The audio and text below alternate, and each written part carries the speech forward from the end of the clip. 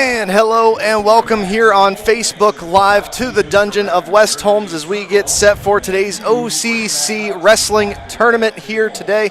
I'm Brandon Benter, and joining me, Will O'Donnell. Also want to thank Ethan Parrish and Casey Claxon of Claxon Communications for getting us on the air, but want to explain a little bit about what's going to be happening today here. We do have 3 mats, and so there will be 3 wrestling matches happening at one time. We could have multiple West Holmes wrestlers wrestling at one time as well, and because of the way that the arena is set up, they have all of these scoreboards set up for the fan side of the arena, and we are actually sitting behind those scoreboards. So we're going to try to keep you as up to date as possible, but at some point it may end up getting a little bit off by a point or two here or there, and so that sort of a thing.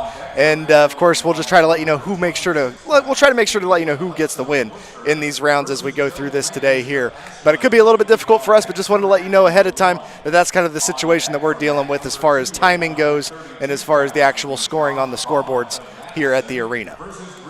But I'm Brandon Benter. Joining me, Will O'Donnell. And Will, we've got the entirety of the O.C.C. here today, ready to do some battle on the mats. And some of the teams a little bit less wrestlers than other teams. Obviously, the COVID situation hitting everybody throughout the year, but it should be an exciting day. Yeah, and it looks like because of the some of the wrestlers that are out for various schools, rather than running this as a traditional bracket where you could see wrestlers advance to championship rounds, this can be pool style. Mm-hmm. So every wrestler in his weight class will wrestle everybody in his weight class one time, and the best record at the end of the day when the smoke clears is going to be league champion. So you may see the 2 best wrestlers in a weight class wrestle in the first round. You may see it in the second or third. It's just we'll try to let you know maybe a matchup that's a premier matchup in that weight class that really could decide the O.C.C. championship at that weight class, but it's not going to be that traditional bracket that we're used to in getting to have that championship round, so to speak. Gotcha. So it's a bit of a pool or round-robin style here today, and looks like we're just about ready to get things underway here as some of the wrestlers checking in with the various tables here. Looks like Mat 1's going to have a West Holmes wrestler on it. Yeah, it looks like the 106-pounder, the junior, Brady Smith, and I don't know about the other kids in his weight class so much, but I know that he's got to be one of the favorites in this weight class, and it looks like he's going to go out against a freshman from Mansfield Madison, Mike Thomas. So we'll kind of focus on that match, and I'll try to get you up to date on the score. I cannot see the clock, so we'll just have to guess a little bit of where they're at in the period as the wrestling's going on. Absolutely. And so he's getting set up here. Brady Smith battling Mike Thomas of Madison.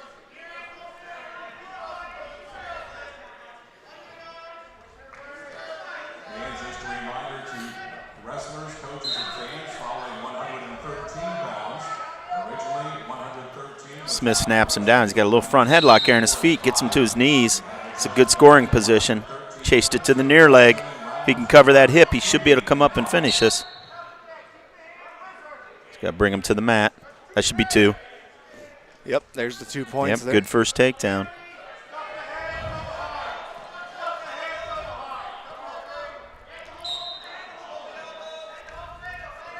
He's locked up a far side cradle now. Let's see if he can sit back with it nice and safely. And got to be under control. He rolled through. He's not going to get back points for that. Just got to be patient here and drive back over. There we go. Now he's getting near fall. Let's see if he can got the knee in the ribs. Good. Stretches him out so he can't roll back into him. And the referee's got the hand in the air. Looks like he wants to slap the mat. This would be a big win right out of the gates. Got it. That was probably at about 50 seconds. That's a nice win. I'm not sure if I'm looking at this bracket right, but it looks like for the seeding, they have Brady Smith as the number 2 seed, and he just beat maybe the number 4 seed there. So that was a nice win right out of the gates. He's pretty excited about that. Yeah, getting the pinfall victory there for Brady Smith, and it looks like now there's currently a match happening in the middle mat. Not exactly sure who that is, though. Is that an Ashland wrestler? Well, it looks like an Ashland and a Mount Vernon wrestler, possibly. Gotcha. And it's like I said, it's tough with the pool style to know, what weight class this is. We'll probably just let the fans watch that and watch the action. If they know their kid, they'll know what's going on. Absolutely. It looks like we've got Worcester heading over to Mat 1. Well, actually, he's walking away from the table now, so I'm not sure what's going to be coming up over there on mat number 1 here, but we'll watch for any West Holmes wrestlers stepping up, and we'll make sure to let you know about it. But as mentioned, if this is your guy wrestling in the middle, you know exactly what's going on there, so we'll let you watch that. Yeah, it looks like the next West Holmes wrestler that we'll be putting a spotlight on will be the senior Gavin Greer. Looks like he's going to have a first-round match versus Travis Legg, a freshman from Worcester. So looks like Gavin is a number 2 seed in his weight class behind John Metzger out of Ashland. So we'll keep an eye out here as wrestling's going on for Gavin Greer at 160. So we'll just let everybody watch us, and we'll be back with some commentary when that match starts. Sounds like a good plan there.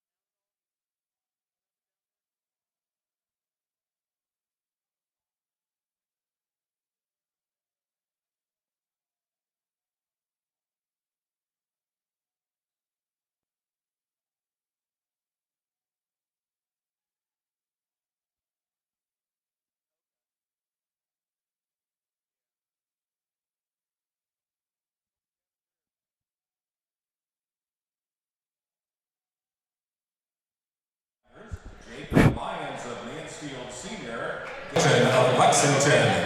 You're now in the hole for mat assignment. I've got you turned down right now. Okay.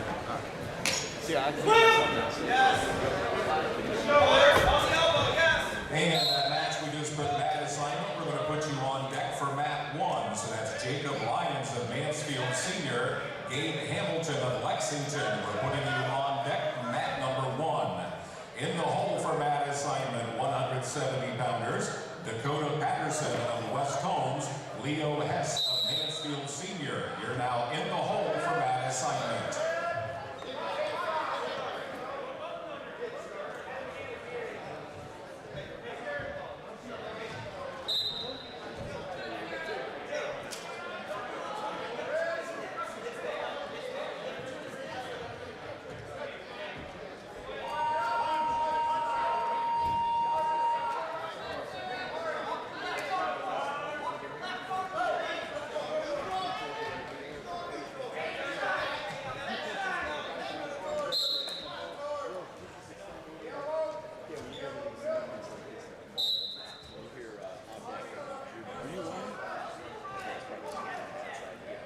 Getting loose. He's probably got his anklet on. He's ready to take the mat. So as soon as there's a completion of a match, and sometimes these matches end quickly, you'll see that kid take the mat. In hole means he's basically second on deck. You know, kind of like baseball. He's in the on-deck circle warming up when you're on deck. In the hole means he's too deep in that on that mat.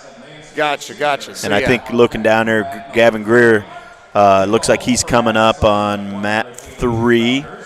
And then I know we have, I believe, Dakota Patterson, the sophomore at 170. I think I heard his name on deck. Yeah. So we'll probably start with Greer and stay with that match. And if that one ends quickly, we'll try to get over to the Patterson match and call it next as it's in progress. And we might end up, depending on how these matches lay out, we could have 3 West Holmes wrestlers wrestling at once, because also Grant Miller due up in the first round as well. Yeah, it's highly possible, and that'll be confusing. But I guess once we start with a match, we'll just stay with it till its completion and then try to pick up, if I can keep score, of what the other ones are doing. It looks like we've got, is that Greer over there on mat 3? Yeah, Greer's bouncing up and down, and we saw him in action last Wednesday. Had to default in one of those matches, unfortunately, but he's going to go out against a freshman from Worcester. Yeah, this is Travis Legg out of Worcester, as you mentioned, a freshman, taking on the senior Gavin Greer of West Holmes.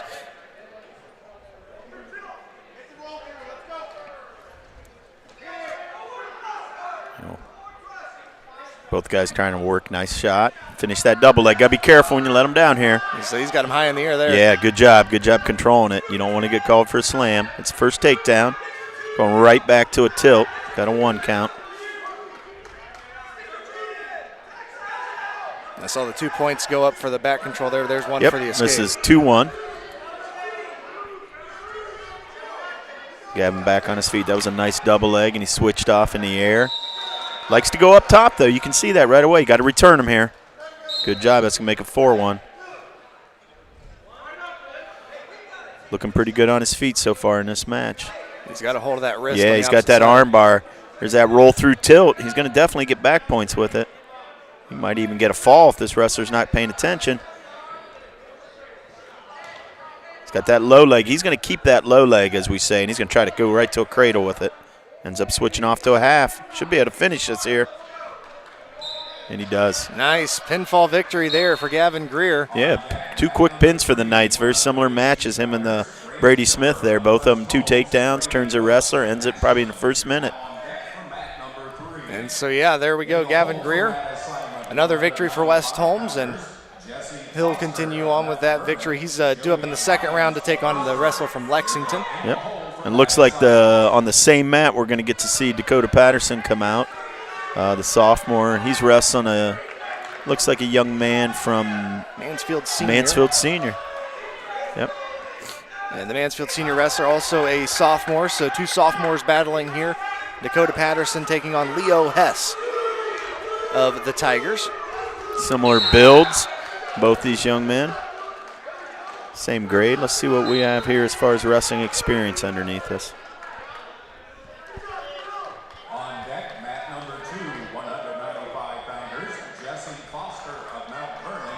We've had to watch Dakota Patterson wrestle a lot of really rough, really tough opponents here throughout this season.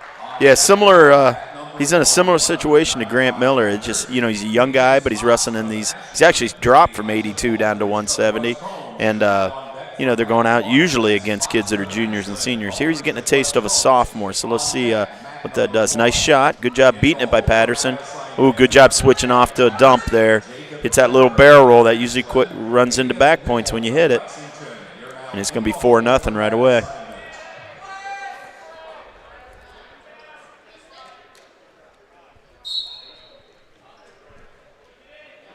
He's got that arm bar. He's got to break him down, though, if he wants to try to turn with that. If you're Patterson, you want to try to free that arm. Know where you're at here. You're on the edge of the mat. He's got him flattened out, and he's got the backside wrist almost. Worked up to his feet. Good job. Get a fresh start. Yeah, they go out of bounds, head back to the middle here. Yeah, but it's 4-0 here in the first period.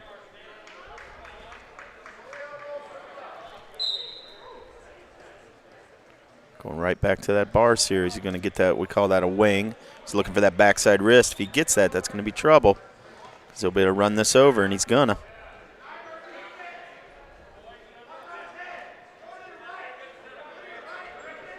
We got a lot of period left in this match right here in the first. Got to be easily a minute left. He's got a lot of weight on top of that chest area. He's gonna settle probably, and he's gonna try to adjust his weight so he can get chest to chest here. Might have to switch off to a new hold if he wants to get the fall. That's tight. It's tight. We're getting down to the end. You see the towel guy going out. So Patterson's been fighting this for a while. We're probably about 10 seconds left in the period at least. And they're doing the countdown, so we can just hang on for a few more seconds. And he does. It's gonna make it. It's gonna make it 7-0 at the end of one. So yeah, the point's not in his favor, but a nice job by Patterson to avoid that pinfall late in that round. You're gonna see here in tournament style, they'll flip that coin at the end of the first period. Every individual match, unlike a duel. Senior wrestler won the toss. He elected to defer, and Patterson chose down. Going right to a spiral here. He's got that wrist in half. He's trying to break him down. He's going for more back points, keeping a lot of pressure on Patterson's neck and shoulder area. He's stacking him up. Nice job on top.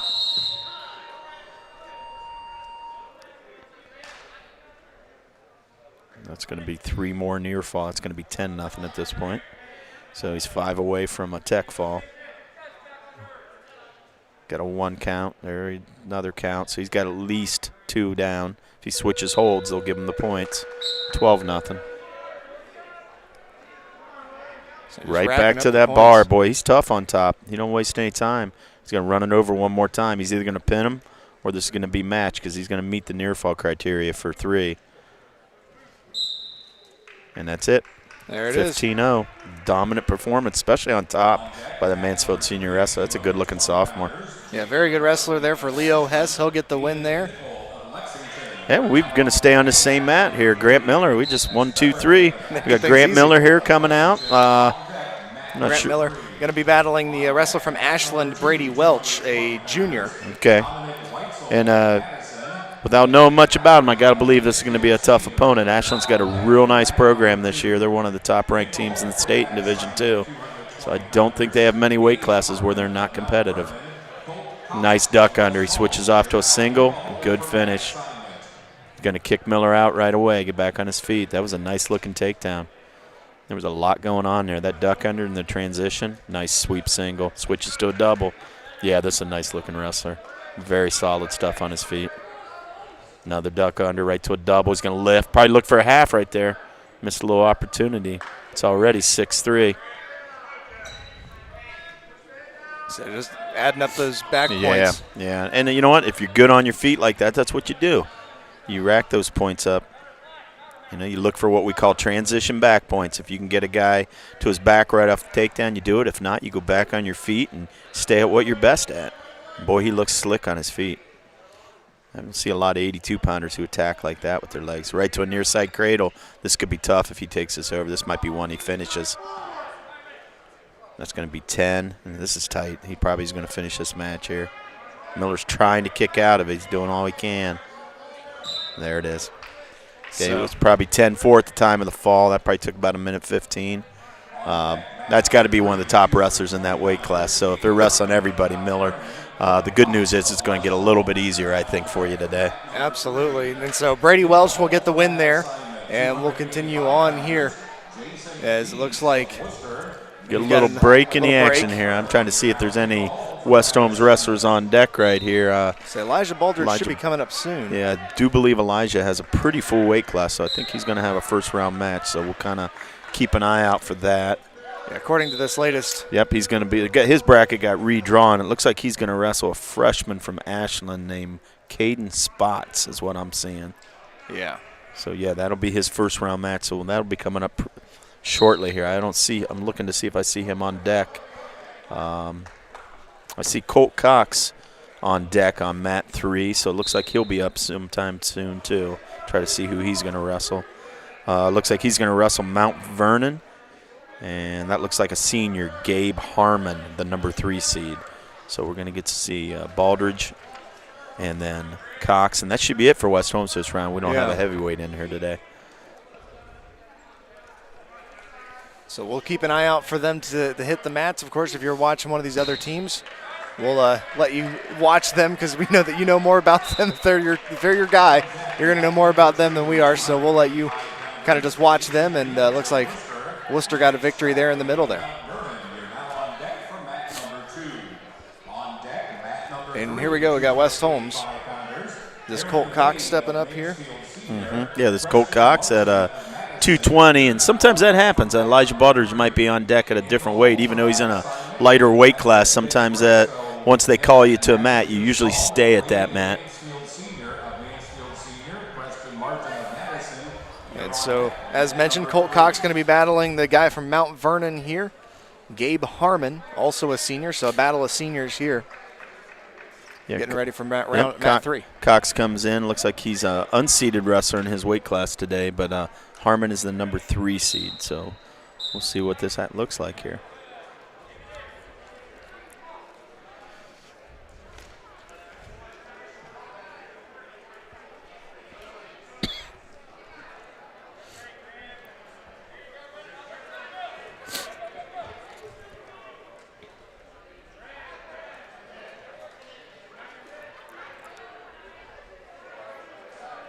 A little bit of that feeling out process here early on. Yeah, Harmon trying to both wrestle. Oh, nice shot.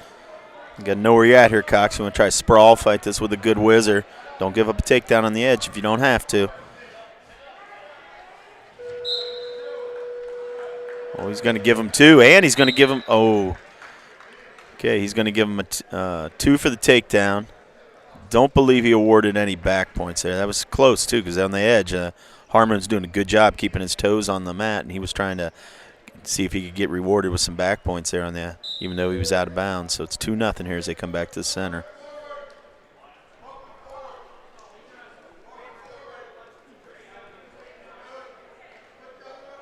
Now, you had mentioned unseated versus seated. He's got its power half there with a leg in. This is going to be tough. He's going to crank this over. He takes the leg out, and that's smart. He's getting chest to chest. And all he's got to do now is stay perpendicular and look up, and he did it. So that was 2-0 with a fall, probably a minute into that first period. And I'm looking around here. I'm trying to see if I see Elijah Baldridge getting his gear on or something. You never know in these matches. I mean, there could have been a forfeit. There could have been an injury default. I know the bracket said that he was going to have a match, but I don't see him getting loose on the floor anywhere. So we'll try to get you some word on that first round, why that match didn't come about. So while we've got this break here, you had mentioned unseated versus seated. What exactly is that? Well, you try to, even though it's a pool tournament, you do try to sit down and look at past accomplishments. Well, there's all kinds of criteria. It could be returning state champ, returning state placer, winning percentage of the wrestler. Okay. What we want to try to do is separate them so that even though it's a pool, maybe they don't wrestle each other to the final round. Gotcha. If this was a bracket tournament, you would do that just like, football playoffs. You want your two best in that championship. You want to spotlight that match. And so I know they are seeded, but with a pool tournament, you sometimes get your best wrestlers wrestling each other right away, but at least so the fans would know that, hey, this is a first-round matchup, but it's a 1 and 2 going at it right away. So we thought we were going to have that with Baldridge when we looked at the preliminary brackets, but there was a little bit of change there. And there's Elijah. I see him. He's getting ready. He was down in the corner, and looks like he's probably going to be on deck. He's probably one match away from getting out on the mat.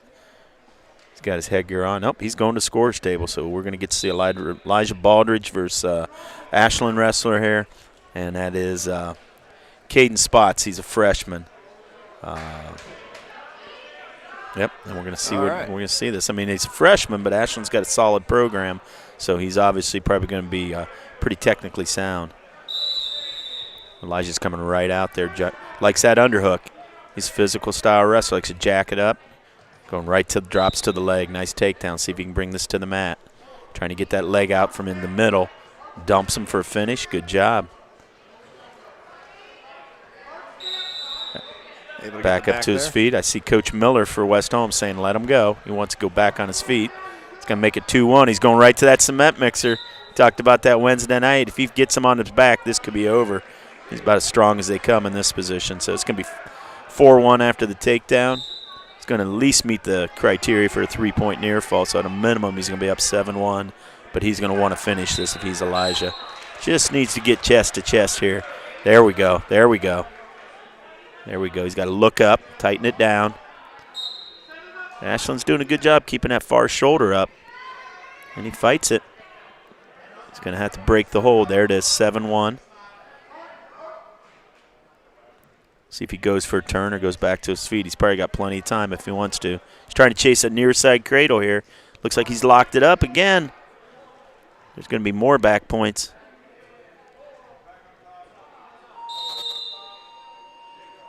A lot of time in the period, but he's at a minimum. This is going to be 10-1. Just got to be careful here, Elijah. Don't lay on your own side there. Just keep your hips up. Once he unlocks this cradle, they'll award the points. Otherwise, it's the same hold.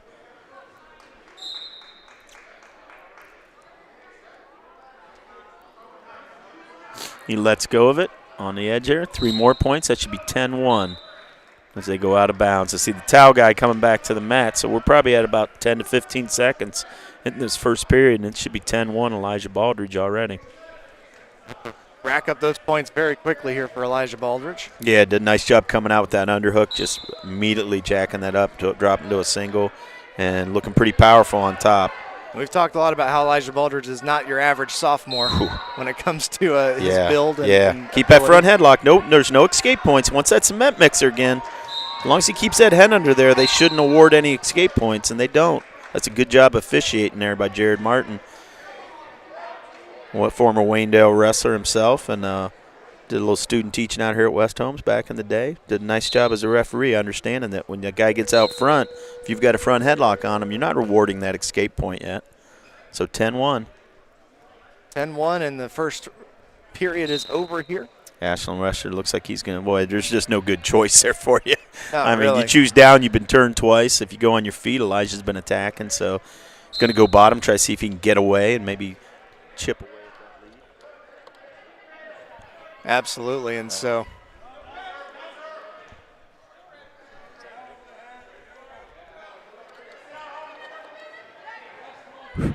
Okay, back on the air. Elijah looks like he's going for the turn again. I kind of lost my mic there for a little bit.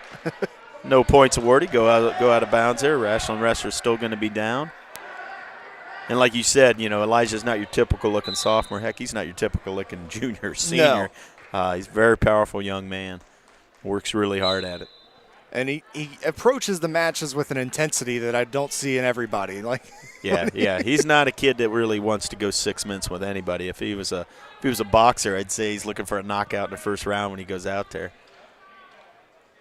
And he's got that leg covered, and he's up around the head. He's trying to crunch that together and maybe switch off to a cradle if he can. So he's got his hands clasped around the front there. Well, now he's going to let it up. And going to that cross face. So he's going to try to run that. Boy, he winds up a little bit. You got to be a little careful with that, but I like that. Trying to run that down to a cradle here, maybe switch off to a butcher if he gets a chance. You can see what he's doing here. That's called a three-quarter stack. He's got that leg covered. Try to crunch that head down, see if he can stack the wrestler up. It's kind of an old-school move from back in my day. But when you're that powerful, you can get away with it if you're Elijah. Good period, though, for the Ashland wrestler. I mean, it was 10-1, and he's been able to stay on bottom here and not get turned. I know he'd like to get away, but he's at least not allowing any more points to be scored.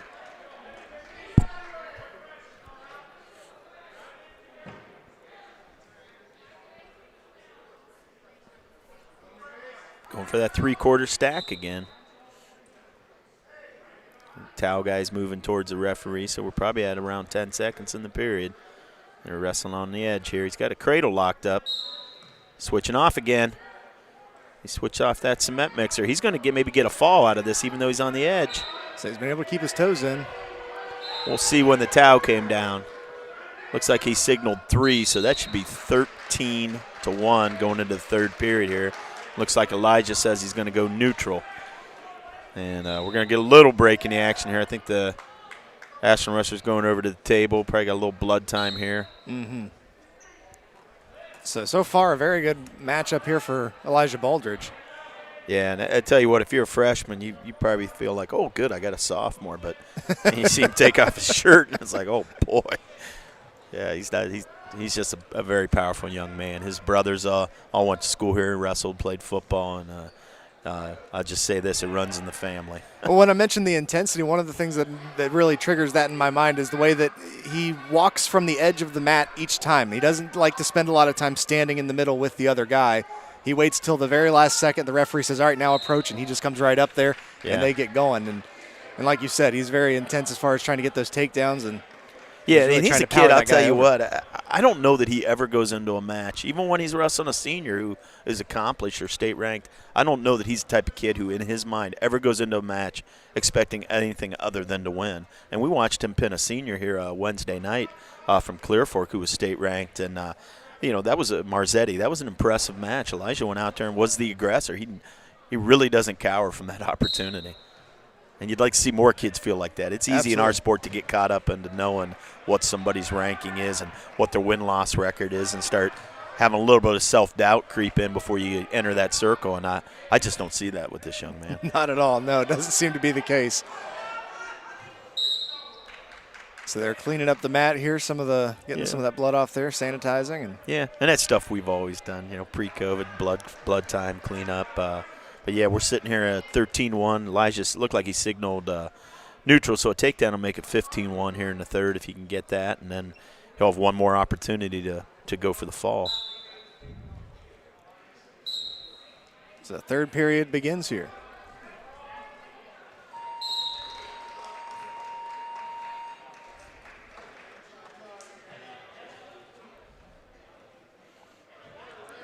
Nice, got a takedown there, right to a shuck, right on the edge here. See what they decide to do. See if they go for the fall or if they kick, because it's 15-1 here. You only need a point.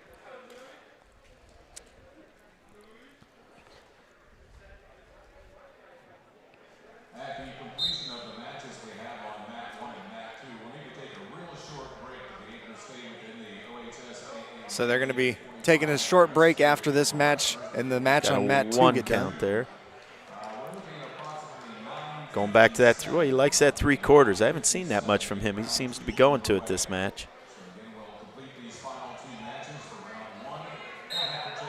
Look. Throwing a leg in there. He's got the wrestler flattened out. If he can catch that head, cross-face him back to the mat, he might be able to get that last turn. Coach Miller's telling him to throw a cross-face, see if he can crunch him up. Okay, wrestler's going to get to his feet, see if they give him the one here. And he does, so that's going to make it 15-2, so we're a takedown away from a tech fall. Nice shot right away. Now if he can take him to his back, he'll get the opportunity for the fall. Ashland wrestler's able, looks like he's able to get back to his stomach, so that should be 17-2.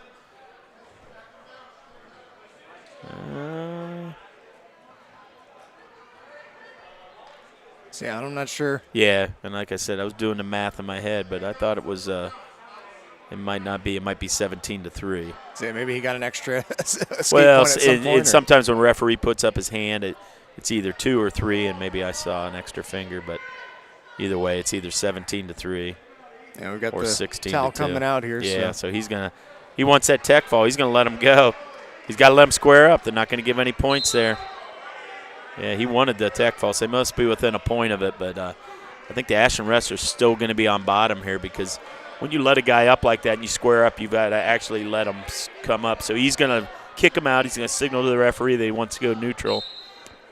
And he's going to try to get the tech fall before time expires. Well, and even then in the tournament, you still get bonus points for techs and pins and majors. So, every little bit adds up to the team score. So he was trying to get a bonus point for his team, but it ended up being a 14-point victory. So he'll get the win there for Elijah Baldridge.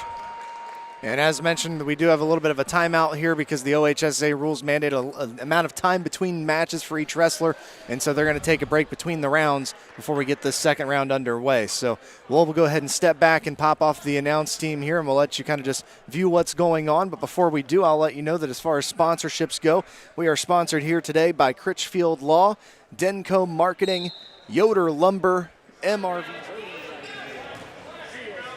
SB, Finish Line Auto Body and Towing. Also Kaufman Realty helping to sponsor today's coverage. Millersburg Electric, Keim Lumber, Holmes Siding, Millersburg Tire, Holmes Wayne Electric, Premier Pharmacy, Village Motors, RES Auction Services, and HER Realtors. And, of course, Wayne College, as well as Claxon Communications and WKLM. Want to thank Ethan Parrish and Casey Claxon for keeping us on Facebook Live. And thank Will O'Donnell for joining me. We'll be back here with round 2 here at the O.C.C. tournament from the West Holmes Dungeon after a short break.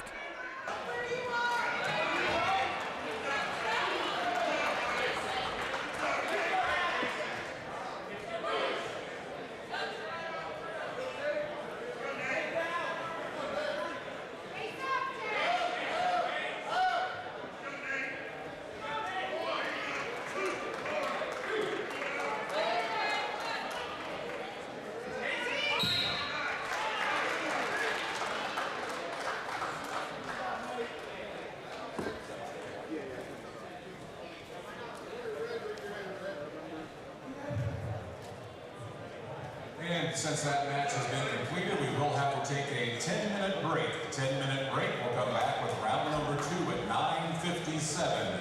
Again, round number 2 at 9:57 after a 10-minute break. And again, reminder, West Holmes Music Boosters concession stand is open. And coaches, a reminder to you, coaches hospitality area open just in the teacher's lounge just off in the commons area. We'll be coming back with second round wrestling in 10 minutes.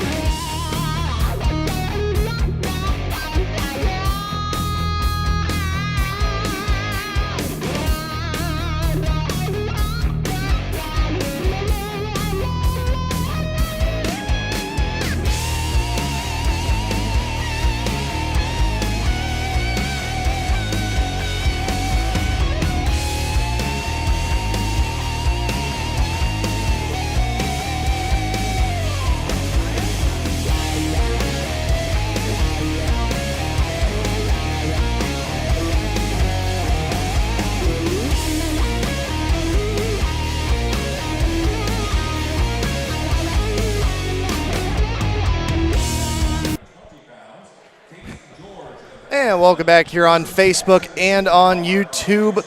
We are broadcasting the O.C.C. wrestling tournament here from West Holmes at the Dungeon. After one round, Ashland leads the team scores with 72 points. West Holmes sits at number 2. They have 55. Mount Vernon at number 3 with 42 points. Madison at number 4 with 28. Mansfield Senior at number 5 with 25. Worcester at number 6 with 22. And Lexington, of course, we'd mentioned, only has 4 wrestlers here today, but they did get 4 points in that first round as well. And so that is where we are as far as team points numbers. We do expect Ashland to kind of run away with that because they do have a wrestler for every weight category here today, and they're a very good program as well. Yeah, and they're I'll get to be honest, they're probably a top 5 team in the state this year. I think the rankings I've seen, some have had them as high as 3rd in Division II. So this is a stellar team for Ashland today. This round, I know we got some questions from some people that, hey, are they wrestling heavyweight today? Hey, what weight? Some of these weight classes where there's only like 3 or 4 wrestlers, you may have a round where nobody in that weight wrestles. Looking at this, I think one of the first matches for West Holmes this round will probably be Dylan Strauss at 132, and then I think we're going to get to see Tucker Kaufman. So if you don't see a wrestler from West Holmes up, that just means he has a bye this round. And like a 113, I don't think we're going to see a 113-pound weight class contested until round 3. There's only 3 kids in that weight today. Yeah, and as far as the extremes go, in that 152, we only have 2 wrestlers in that weight class, and they're not going to wrestle till the 5th round. So unfortunate for Kalen Bowling, only going to get a chance to wrestle 1 time today. But good news is he's in the championship. There you go. That is true. Oh. It looks like at that last round we had Brady Smith is 1-0 on the day for West Holmes. Gavin Greer's 1-0. And Elijah Baldridge 1-0. Losing that round, we had Patterson, Miller, and Cox all 0-1 as we enter the second round. So we'll get a look at Dylan Strauss. I think will be our first match. And then Tucker Kaufman will be one that we call after that. And so if you're viewing from one of the other schools, from Madison, Worcester, all those other schools out here, Mansfield Senior, you can feel free to view these. We're not going to really call them because we don't know exactly who's who and who's and all that stuff. So we're just going to kind of let you guys watch these matches here. And as soon as West Holmes gets on deck or gets up on the mat, we'll definitely step back in and talk definitely more detailed about those matchups.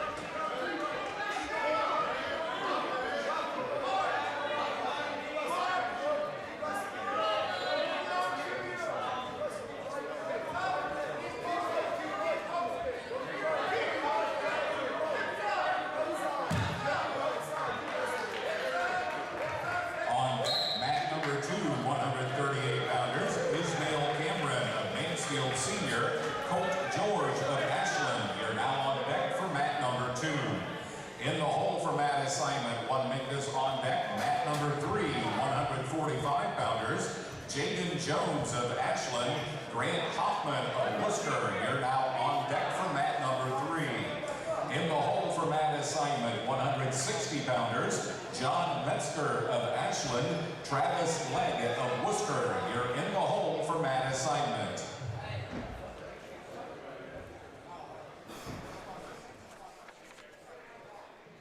And it looks like we've got Tucker Kaufman stepping onto the mat here.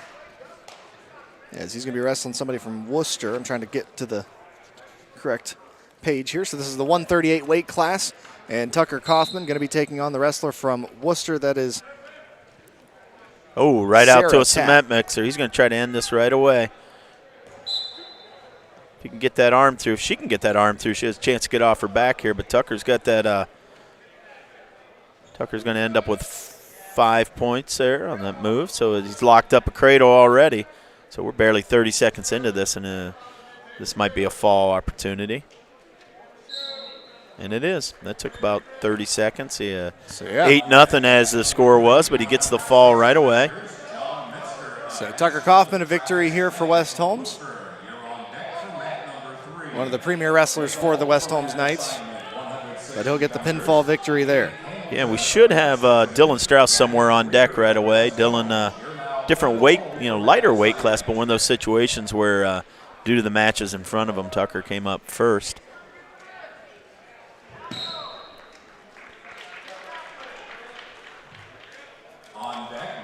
And I think Strauss looks like he's warming up on deck for mat 1, so he'll be over in the lower left corner of our gym. And he looks like he's on deck. He's got his headgear on and staying warm. Absolutely.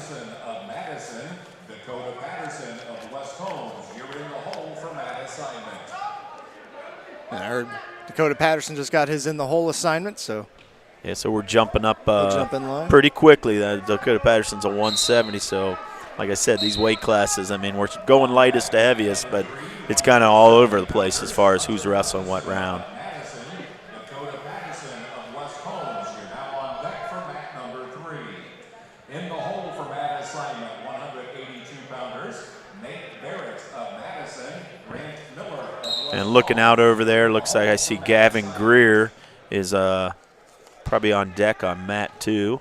So we could have a couple West Holmes wrestlers up on the same time. And like I said, if we start a match, we'll just stay with it so that we're in it the whole time.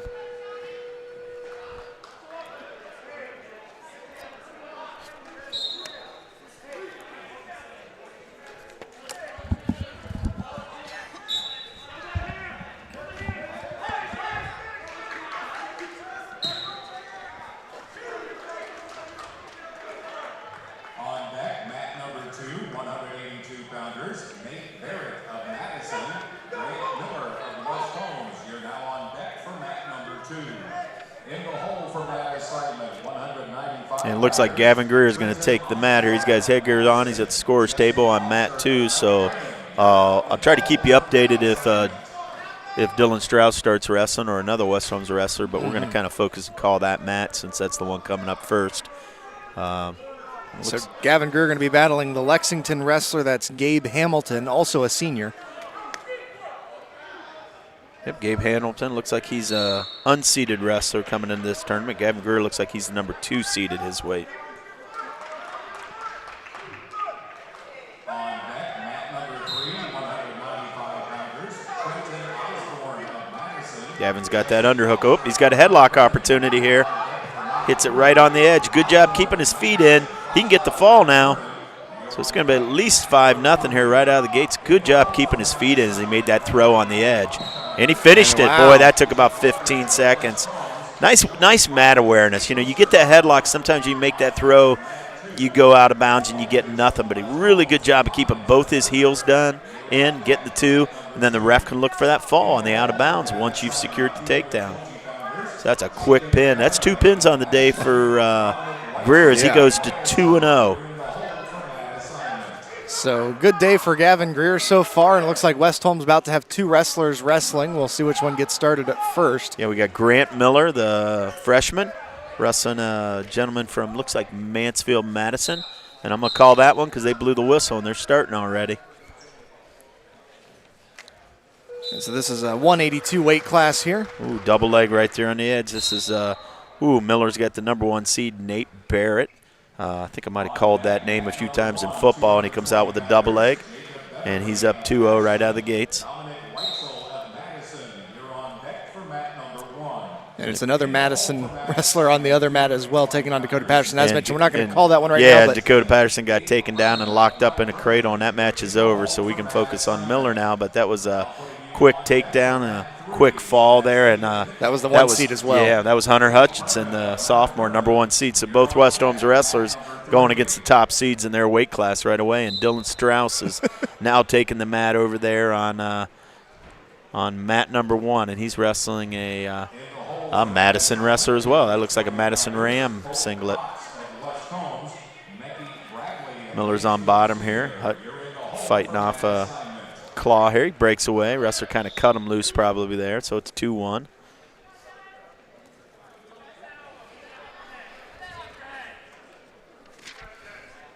Another good hard double leg. Boy, he's got a nice shot. This 182-pounder Barrett. That's a good hard double leg. That's tough to defend. He's working for a fall here. He's got that low leg covered up with his leg. That's tough. If you can't get your hips back to the mat because of that, that's going to create a fall opportunity. Got a claw there. He's just kind of taking this over. He's got a butcher. He's bundled those arms. Miller's trying to fight that.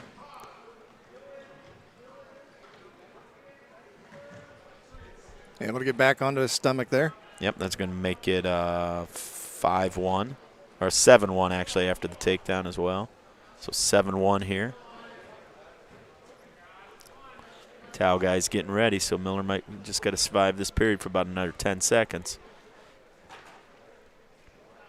And for those that are paying more attention to the Dylan Strauss one, he's battling Josh Bond of Madison as well, but time expires here in the first period of this one. 7-1 here going into the second. Miller gets choice. He's going to defer. That Strauss match is 4-1 if you're watching that in the first period. And Strauss has a bar up on his back. He's trying to feed his other arm through, see if he can get a fall. It's a good position to be in as a top wrestler, but you got to use it. Jumps to a cradle. He's going to roll through. Let's get his knee in the ribs there. Miller gives up a reversal, and then they award him the escape. Good continuous movement on his part. He's going to make it 9-2. Strauss gets another 3 down there in that other match. That's 7-1 in the first period. And that's that good hard double leg again by Barrett. That's going to make it 11-2. He is really solid with that shot, and that's tough to defend at that weight class. That's an 82-pounder who's really good on his feet. Him and the Ashland wrestler could be a really nice match to watch later in the day. Absolutely. Let's keep an eye out for that one, even though we won't call it. It'll be fun to watch. He's going to let Miller go. Strauss juices down over on the other mat. He's up 7-1. Miller's kicked out, so it's 11-3 here in a second. Barrett's going to probably go back to that double leg again. Watch that barrel roll. There it is. That's 2, and he's going to turn that into back points.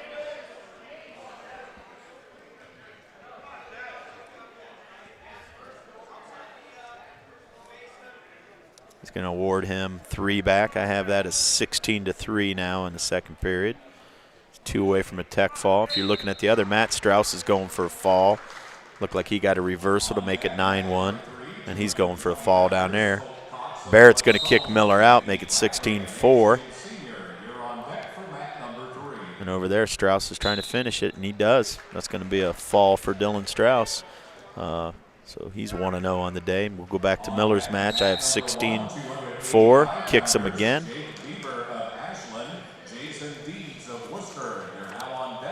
18-5. Got to return him to the mat to get the points. He does. There's 2 more.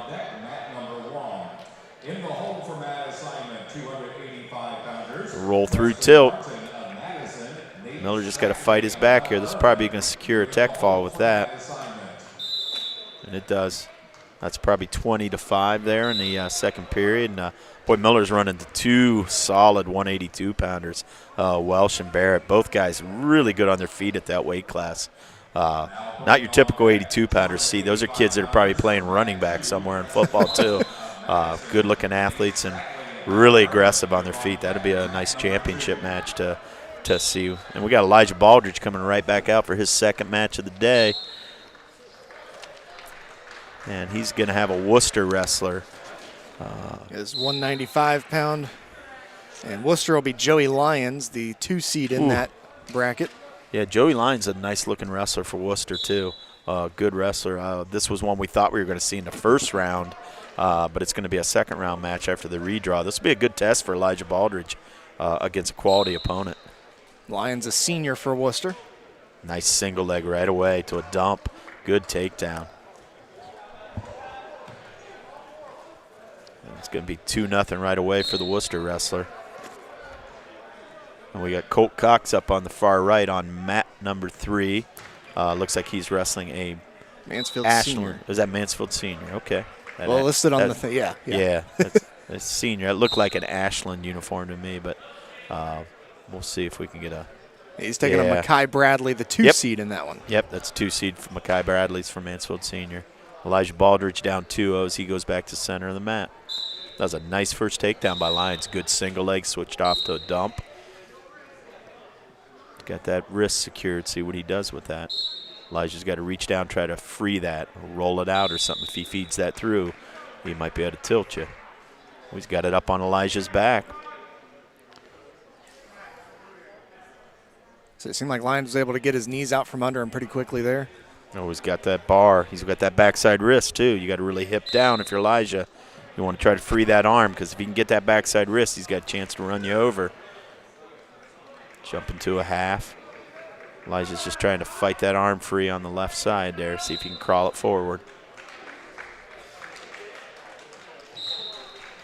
And a win there for Mansfield Seniors Mackay Bradley. Yeah, win by fall there over Cox in the first period. We'll go back over here to the Baldridge match. Lyons has the legs in, trying to keep some pressure on Elijah and see if he can work a Turk, maybe get a power half here. Elijah's got to really fight to keep his stomach on the mat, not let him turn that over and get any back points.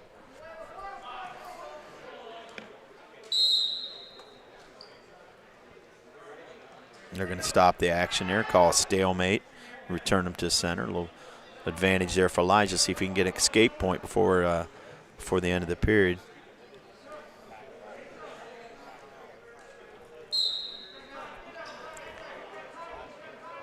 Well, Lyons is pretty solid on top, does a good job breaking him down. If you're Elijah, you want to try to get that escape point, make it 2-1 before the end of this period. Lyons content to stay on top and try to work for a turn. Towel guy's going out on the mat, so we're probably at around 10 seconds left in the period. So all in all, not a terrible period there for Elijah Baldridge, 2-0 as it ends. That first takedown looked pretty convincing for Lyons. I think I might have stayed on my feet, tried to get a couple more takedowns throughout the period, but he looks pretty solid on top, and he was content to stay there. So we got 2-0. Baldridge defers, and Lyon takes down. So second period about to get underway here. Now it does. Right up to his feet. He's got got to return him to the mat. Out of bounds. They're going to get a fresh start. Nice stand up there by Lyons. You got to make sure you got those hands, though. We've talked about that the other night in one of the duels. Some of our guys get up with a good hard stand up and no hand control. And the guy's either going to drop to a leg or return you to the mat. Elijah going to the ankle, trying to break him down. In on that leg. There's going to be no change there. Lyons got a nice stand-up. Baldridge tried to jump out there. Looked like he wanted maybe a near-side cradle. Probably wasn't in the best position to attempt that at that point, especially with the Lyons up on his feet with one hand. So it's the leg that he had in his control of what kept him from getting the escape point, I guess? Well, if you look at Lyons, he does a good job of getting that hand every time. He's got at least one hand. And that time he was able to cut away to the escape. It's just, you know, you start with one hand, you try to get the second, but Lyons is a solid wrestler. You can tell he's got good technique. It's 3-0 now. Getting a little bit of a hole here in the second period. If you're Lyons, another takedown would really start to put this match out of reach, and you'd have to go to a big move if you're Elijah. You're Baldridge, you need to get this takedown and take that opportunity in the third to maybe even it up with an escape. But this another takedown here for Lyons would be big. And this is probably one of the better matchups at this weight. Either one of these wrestlers who win it's probably going to put themselves in a situation where they're going to be in the championship match. Lyons got a front headlock here, good advantage position if he can get Baldridge to his knees and just secure a go behind. Drops that single. He's got a really nice dump finish. That's the second time he's used that, and I know that might not mean a lot to the casual person watching it, but that's a really good change of direction move and a really good finish. So he's up 5-0 here in a second.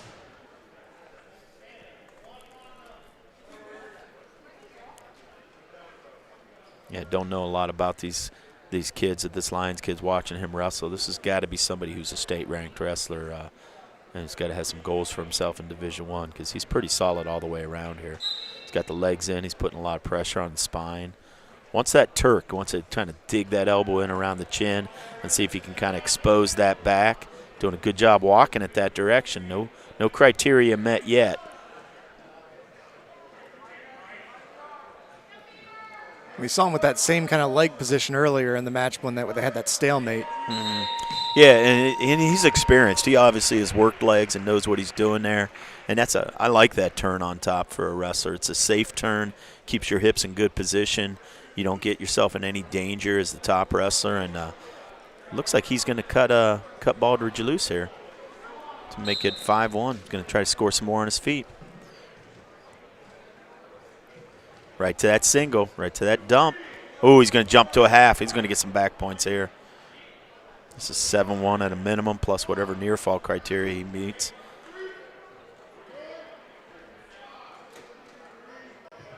So you got that count of 5 there. With this tight, don't let if he Baldridge, you got to try to fight that arm through, get back to your stomach. And he's gonna get 3 near falls, so that's 10-1 Lions already. And Lions did a nice job, made the choice to kick him out and go for what we call transition back points. And that's get the takedown, look for the back points right off the takedown while the wrestler's still defending his legs. And he's going to go back to his feet again, 10-2, and try to rack up some more points. That's a good choice, I think, on his part. He's been the dominant wrestler on his feet. Elijah going for a headlock. It's desperation time if you're Elijah Baldridge, and that's going to be 12-2. I mean, you get down by that much, that's what you've got to try. And if you're Lions, you got to know that that's what he's going to do, and just be ready to slip it like he did there. Probably getting towards the end here of the second period. There can't be much time left in the period. Probably time to stay on him, look for one more turn if you're Lions. Going to a power half this time. He's got a 1 count. Didn't get the second one, though. He's got that leg in. Now he's got the second count, so that's going to be at least 2 near fall. Breaks the hold, 14-2.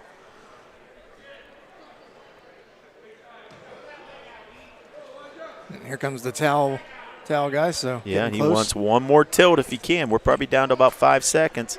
He's going to add 2 more. That's going to be 3. Got a 5 count. End of the period. If I've got my score right, I've got 17-2. This should be a tech at the end of the second period. It looks like it is. And so, yeah, the victory going to go to Joey Lyons there, as Baldridge will take the loss due to points. And it looks like we're just about done with this round. They do have the extra, I think the 285. Yeah, I think this is going to be the last match of the second round. I see the other mats are empty and a couple kids are starting to warm up, so you probably get another short break between rounds, and we'll be ready for the third one already. Yeah, so a little tougher round there for West Holmes. That round looks like we got Dylan Strauss and Tucker Kaufman with their first wins of that round. Greer scored his second, but Patterson, Miller, and Cox all 0-2, and Baldridge picked up his first loss to a good-looking wrestler there for Worcester to be 1-1 on the day. So before we well, while you're watching this one, I'll just kind of run through some of the sponsors here for you, helping to bring us to you on the air on both Facebook and YouTube. Critchfield Law, Denko Marketing, Yoder Lumber, MRV Siding Supply, Rody's IGA Marketplace, Commercial and Savings Bank, Finish Line Auto Body and Towing, Kaufman Realty, also Millersburg Electric, Keim, Holmes Siding, Millersburg Tire, Holmes Wayne Electric, Premier Pharmacy, Village Motors, RES Auction Services, and HER Realtors, as well as Wayne College, and of course the folks at Claxon Communications, Ethan Parrish and Casey Claxon, working the cameras and keeping us on the air here and letting you view this matchup here right as we speak. So we're going to go ahead and pop back off of this. We'll come back with an update on the team scores as we get that third round started, and hopefully some more West Holmes wrestling coming up here on WKLM and on Facebook and YouTube Live.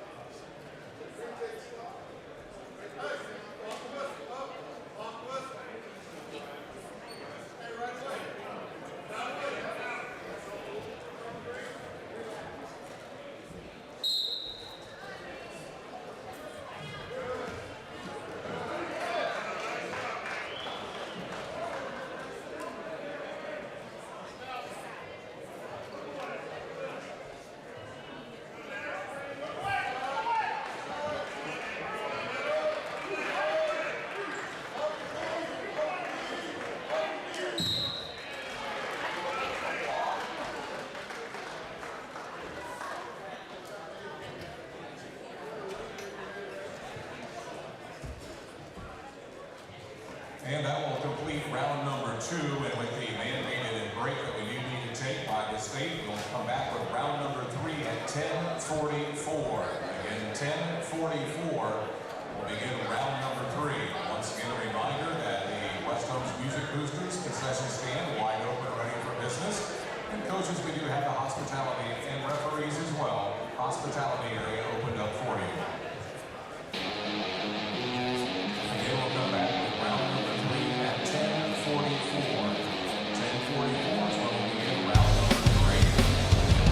Coaches, if you're listening, the 152 pounders, we are going to take that out and move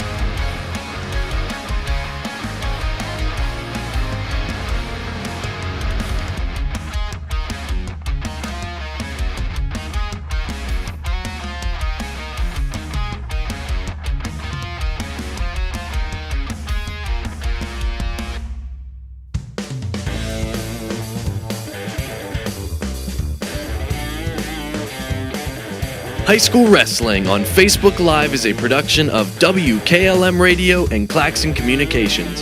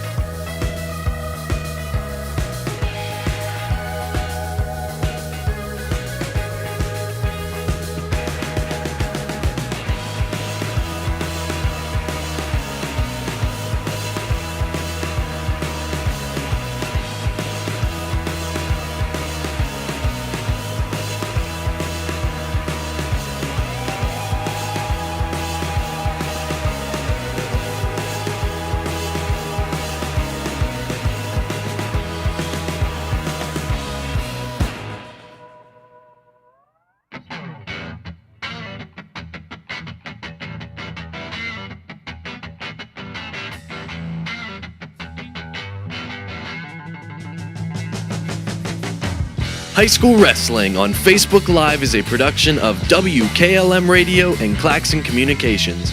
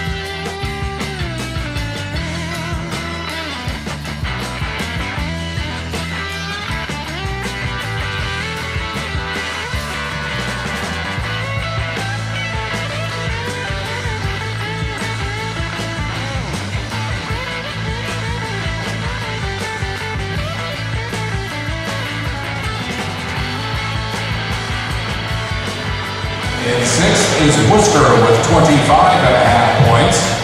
In fifth is Mansfield Senior with 29.5 points. Madison sits fourth with 41.5 points. In third is Mount Vernon with 54 points. The team runner-ups after 2 rounds of... And welcome back here on Facebook Live and on YouTube. I'm Brandon Benter. Will O'Donnell joining me here, and of course, Ethan Parrish and Casey Claxon getting us on the air if you're viewing us either on Facebook or YouTube. Wanted to quickly run down where we're at after 2 rounds of the O.C.C. tournament here from the Dungeon of West Holmes. Ashland sitting at number 1. They have 100 points so far through 2 rounds of action. West Holmes at the 2 spot with their 67 points. Mount Vernon at number 3 with 54 points.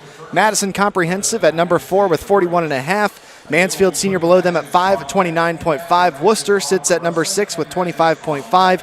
And Lexington in last place. Of course, only 4 wrestlers for them here today, so not a lot of action for them, but they have 4 points so far in today's matchup. Taking a look at the individual guys here for West Holmes here. Smith 1-0. We've got Dylan Strauss at 1-0. Kaufman at 1-0 as well. Greer at 2-0. Baldridge at 1-1, and then Patterson 0-2, Miller 0-2, and Cox at 0-2 as well. We're about to start round number 3. Before we get to that, I'll let you know that we're being brought to you by Critchfield Law, Denco Marketing, Yoder Lumber, MRV Siding Supply, Rody's IGA Marketplace, Commercial and Savings Bank, Finish Line Auto Body and Towing, Kaufman Realty, Millersburg Electric, Keim Lumber, Holmes Siding, Millersburg Tire Service, Holmes Wayne Electric, Premier Pharmacy, Village Motors, RES Auction Services, and HER Realtors, as well as Wayne College and WKLM and Claxon Communications. In round 3, I know we're going to get a few more West Holmes wrestlers that haven't had a chance to wrestle yet so far. I know one of the guys we're going to be seeing here for the first time today, Noah Tisch, the junior for West Holmes. Yeah, it looks like we're going to get our first look at Tisch, Corbin Miller, and Caleb Larimore. Nice. They're going to get their first action. We still haven't seen Mason Taylor yet. We'll pick him up next round, and then we're also going to get a look at Kalen Bowling, but that won't be to the last round of the day. So there's only 2 people in that weight class. So we're going to start with this looks like Brady Smith coming out. I thought Brady 106. Smith was supposed to have a bye this round, but yeah, he was, but he's wrestling. Looks like the Ashland wrestler. This is Corbin Jones. So I see they actually have him off by 1 here on his bracket here. So he's right in on that single leg. He's got the leg up high. He's probably going to try to trip in, and Tish trying to pull that ankle out. Back trip, covers for his first takedown. He's going to go on his feet, going to kick him right away. So it's 2-1 already. Back in on a low single. He's got to cover yet. For Ashland, this is Nice Corbin trip. Jones. Good job, 4-1. Brady's wrestling this kid. He's a taller wrestler, so when you get that leg up in the air, ooh, I don't know about that. He was trying to do a dive-through roll there on a tilt. Boy, I know we like that. And you just got to be careful if you're Brady Smith. Going underneath the guy, return him to the mat, especially when they're taller than you. That's an easy way to get stuck underneath. Oh, he's got that arm barred up. Let's see if we can put it up on his back. Jumps to a half. He can jump to the side. Should be able to stack this up. Got him rolled over. And he stuck him. Nice job. That's a safe kind of turn. I'd like to see him work a little more of that stuff. Stronger position with his hips up higher than his opponent. So, yeah, Brady Smith getting the pinfall victory there over Corbin Jones of Ashland, a sophomore. And we're gonna see Corbin Miller takes the mat, but he looks like he's going to win by default. And that's going to be an injury maybe that occurred earlier in a round that the wrestler couldn't compete, because in a tournament we don't really call those forfeits. You either get a bye or a match, and he went out and got his hand raised right away. So that'll be pinpoints for West Holmes, and it'll make Corbin 1-0 on the day at 126. So had been scheduled to face off against Mount Vernon, so Ryland Fireball apparently unable to wrestle there. Yeah, and the only thing I can think there is that's a wrestler that maybe got hurt in one of the rounds preceding that. And so he was the 1 seed. Yeah. Oh, he was. Yeah. Ooh. Well, that's a big loss. We got Dylan Strauss already getting ready to come up. He's got to get his straps up, get his glasses off, get his mask off, and get ready to go take the mat here. He's wrestling, this looks like Mount Vernon as well at 132. He's wrestling Connor Lang, the 3 seed, a junior as well. Dylan is the 1 seed at this weight, so this should be a pretty good little matchup for us. And we got Noah Tish on deck on mat 1 over there to the far left. So we're going to start with Strauss here. Strauss has been a wrestler we've praised quite a bit in our coverage here so far. A very good wrestler here at this weight class. Ooh, took a shot. A little far away. The Mount Vernon wrestler was able to beat that. No points awarded yet. Now they do, and he's got the legs in. Did a nice job beating that shot. And I'll tell you what, he's got him in a bad position here. He's got both legs in. He's got a power half. He's got an opportunity here to stretch us out and add some near fall points. Nothing yet, though. And Dylan's got that leg. He's still got that leg laced. He's a little high as the top wrestler. Dylan's got a chance here maybe to kind of shake him out and see if he can get him up high and grab that head and pull him under. He's got a body scissors on. That's a legal hold as long as he doesn't figure 4 the body. And Dylan, you just kind of want to get up and shake him off here. See if you can kind of swim. Hit a little swim move over your head. See if you can catch him. Don't let him settle back his hips back on you. There he's going to that head, trying to pull him under. And he did. He might be able to stack him up and pin him, and he did. Wow. Nice move by Dylan Strauss. Yeah. And he had a good position. He had the legs in, but he just was a little high, and you could see it. And Dylan felt that head, grabbed it, and just pulled him under. Even though that wrestler was in control with the boots in, he was able to get the fall.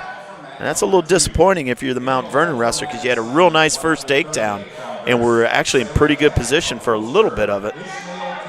And it looks like we've gone to just 2 mats here for this third round. That third mat being taken away just to kind of, because we're going so fast through this, they want to make sure that these wrestlers have their downtime between matches.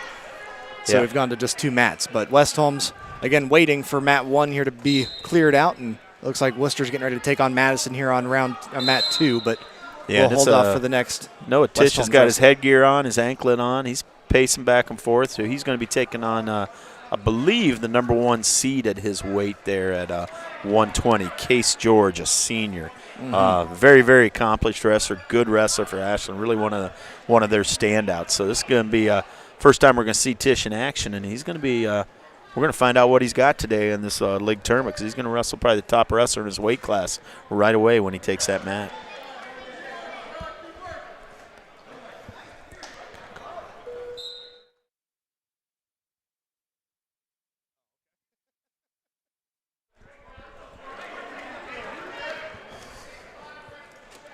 And, of course, action continuing here. And like we mentioned beforehand, we're kind of behind the actual scoring tables, so unless we're really watching it from the very get-go, it's hard to tell who's got the points lead in various matches as we're watching, and so we're not going to really be calling these ones that don't involve the West Holmes wrestlers.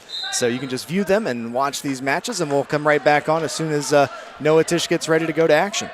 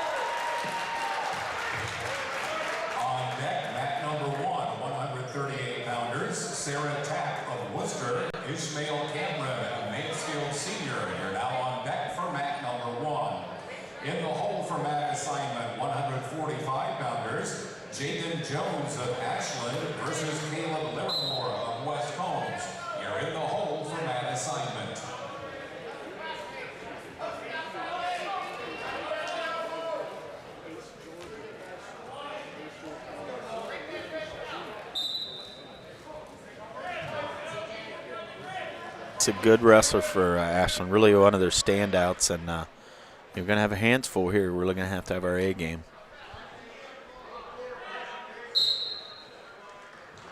Right in on that single, rotates around, looks for that backside ankle. Good job collapsing it.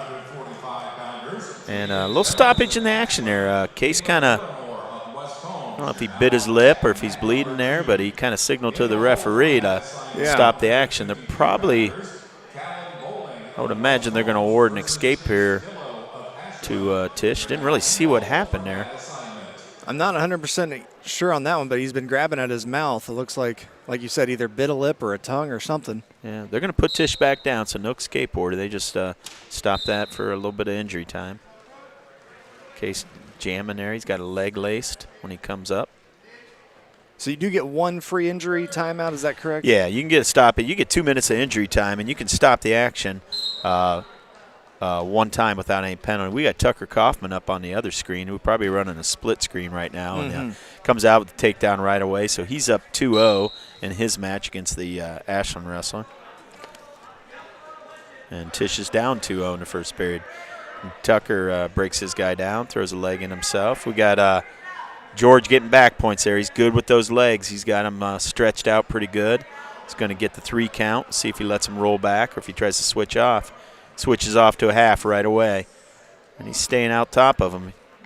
Tisch is able to fight back to his stomach. So we got 5-0 on that mat for George. And Kaufman gets the pinfall against Madison here over Devin Vasco. Gets a wrist and a half and runs it up for a nice stack. And that's a quick pin for Kaufman there in the first period. So we'll go back over and focus. And we are going to get a look there on that mat as well. It looks like Larimore is on deck. And he's getting ready to come up against the Ashland wrestler himself. Larimore is wrestling Jaden Jones. He's a senior, and he is, surprise, surprise, the #1 seed at his weight as well for Ashland. So sophomore for Caleb Larimore's first action of the night. He's going to go up against a pretty good guy here. George is still up over there, 7-0. He's got a half there. He's trying to get some points on the edge, and he's going to get the near fall right before the end of the period. Tack on another quick 2. And Larimore gets taken down over there by Jones, so he's down 2-0, and it's 9-0 over there in the Tisch-George match. Is Tisch going to take down here? Well, I don't know if he took down or if George chose top. Yeah. Ooh, Larimore's caught in a power half. This is tight. Jones isn't wasting any time. He's going for the fall. He wants to end this, and he does. And Caleb Larimore getting some varsity action, though. It's a tough draw right away, but he's going to have a freshman from Worcester possibly in his next round that he should be able to compete with and have a competitive match. Tough when you draw the #1 seed right out of the gates there as a youngster. Laramore's a good-looking wrestler, come through our youth program, successful in the middle school, and Dad was a terrific lightweight out here at West Holmes, so he's got a little bit of lineage there as a wrestler, and we're gonna, he's gonna have better days ahead of him. But looks like we're speeding things up here. We weren't expecting Caleb Bowling till the 5th round, but they're gonna go ahead and wrestle that match for those kids. Yeah. Since they're the only 2 in the weight in the 3rd, and he's going out against #1 seed at his weight as well, and that's another senior, Chase Dillow. So the freshman Caleb Bowling up against Chase Dillow, the only two in this weight. And Tish is on his back again down there, and George ends that match. That's a pin in the 2nd period for George. So Noah Tish will take that loss there. George will get the win here for the Ashland team. And the winner of this match here between Bowling and Dillow will be the league champion. Dillow comes right out with a hard throw to the back. It's going to let him roll through. That's going to be 5-0, and he kicks him. So it's going to be 5-1 in the 1st period there. Caleb Bowling, one of the freshmen on this team. Yeah, and he's a tough competitive wrestler. We watched him Wednesday night put some nice matches together against Clear Fork. He's got his hands full here, though, in this championship match already. Down 5-1 here in the 1st period. Bowling takes a little shot. He's getting stuck in a front headlock. Good opportunity for a go-behind for Dillow. Ooh, snaps him back over. This is going to be back points as well, so it's going to be 7-0 plus the – it can be tough to pin him right there because of where his shoulders were, but that should be 3 back. And it is, so that's 10-0 or 10-1 here in the 1st period for the senior. Yeah, Chase Dillow of Ashland here, going to let him go, so we'll get another point.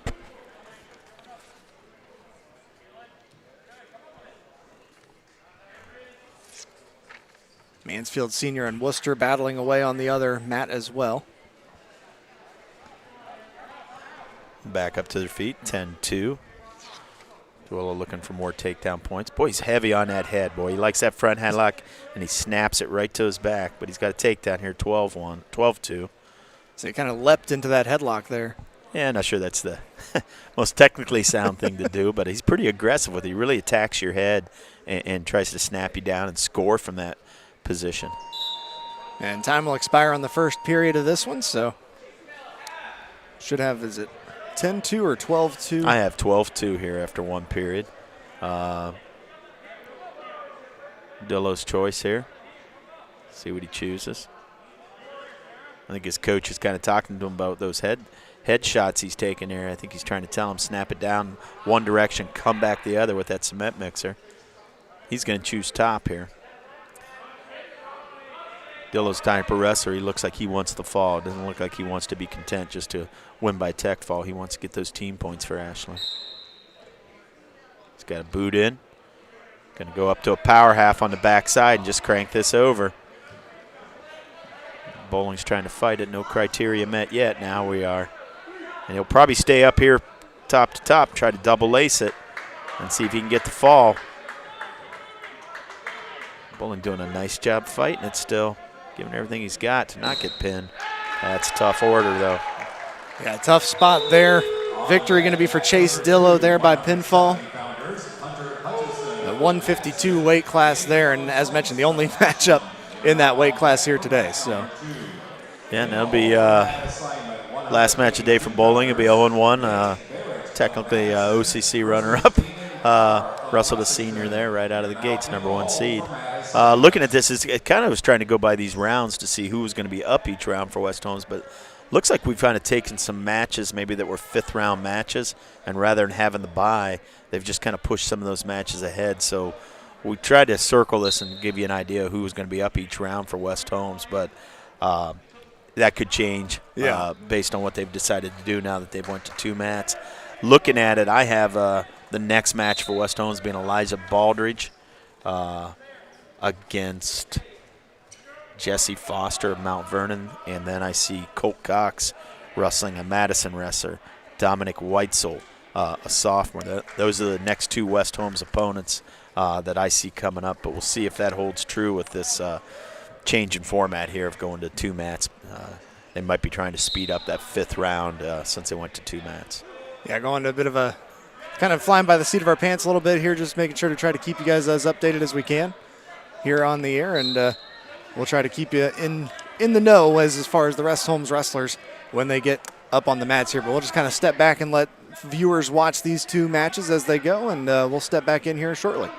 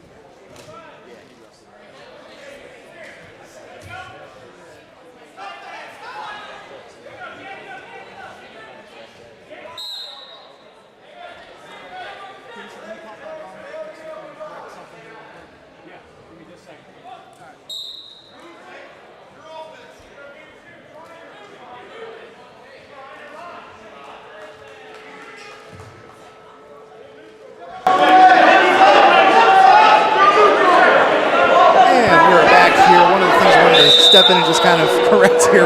They've been moving some matches around. We weren't really sure of that at the beginning, and it turns out that we had actually called Brady Smith getting a pinfall, but it was Mason Taylor getting a chance to wrestle earlier on. Yeah, I think that match, we saw that match come up in the 3rd round, and looking at the brackets we had, there was only 3 people in Mason Taylor's weight class, and he wasn't scheduled to wrestle till rounds 4 and 5, so we saw a West Holmes wrestler, obviously a lightweight with a headgear on, and I think we called that as Brady Smith with a takedown and fall. And it was actually Mason Taylor, very similar wrestling styles. But so that makes Mason 1-0 on the day with a fall, and Brady Smith 1-0 on the day with a fall. Smith was supposed to wrestle an Ashland wrestler, and Taylor was wrestling an Ashland wrestler as well. So, clear up the confusion there for the fans of Mason Taylor. That was him going out there and getting that quick pin for the Knights. Yeah, good match for him then. Yeah, and we'll just, like I said, they did kind of change the format if you were watching at home. I think we were going with 3 screens. Now we're going to stay down to 2. You're not missing any matches. They've just taken one mat and made it a warm-up mat only, and they're using mats 1 and 2 for the wrestling now. And that's hopefully they won't have to take a break between rounds. They can just go round to round because the wrestlers will get the 30 minutes of rest time as is required by high school. And I know we were talking there during that little bit of the break there with no West Holmes wrestlers up. It's kind of nice to look out over this gym, and you see so many guys sitting in the chair that were former Knights wrestlers. Mm-hmm. It starts with Scott Vaughn. He's the head coach now. He was second in the state here at West Holmes for us at a 160, and then he was a college All-American. He's taken over the helm. But looking out there, I see Tucker Kaufman's older brother, Thane, sitting in the chair for quite a few matches, and he was a 3-time state qualifier here at West Holmes. And then I see Grayson Miller, Grant Miller's older brother. Grant was Grayson was a 4-year varsity letter winner and a state alternate for us. I know his senior year, maybe even twice there for West Holmes. So it's good to see so many of these alumni coming back and coaching here at West Holmes. That's just a sign of when your program's been so successful so many years, you can go and tap one of those guys that understands the sport and has accomplished the sport as your assistant. Absolutely, and I think that's, as you mentioned, it's just a sign of a good program that's kind of continuing to turn out those guys that want to come back and want to help contribute to the program as it continues on as well. Yep, and Colt Cox, another one. Colt Cox wrestled here at West Holmes and wrestled at Muskingum College. His brother not Colt.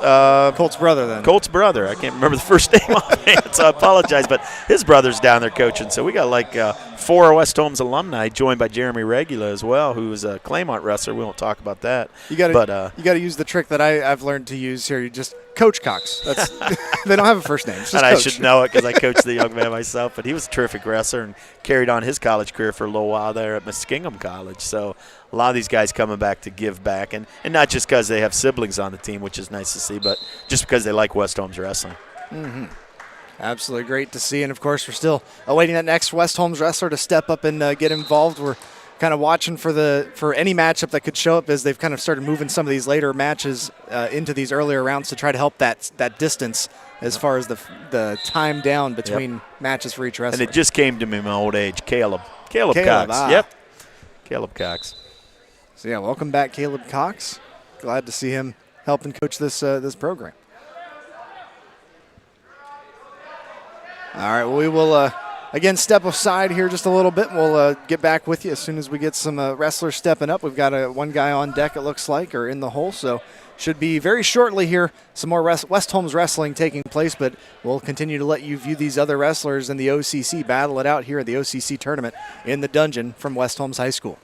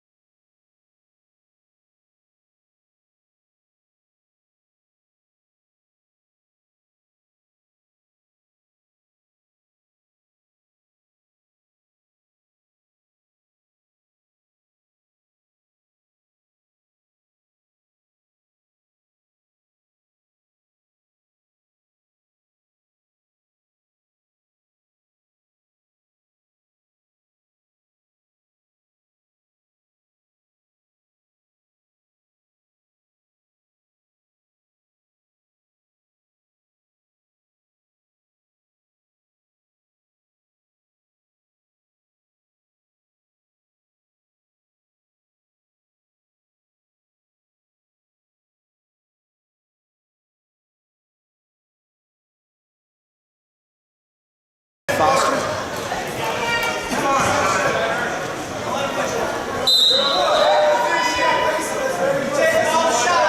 Coming into this one 1-1 today. Yeah, his first loss in a while. Actually, his first loss at 195 against a Lions wrestler from Worcester.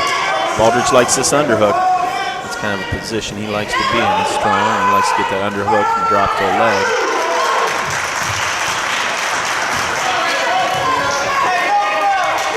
Nice little fake shot there to get him to his knees and a spin around.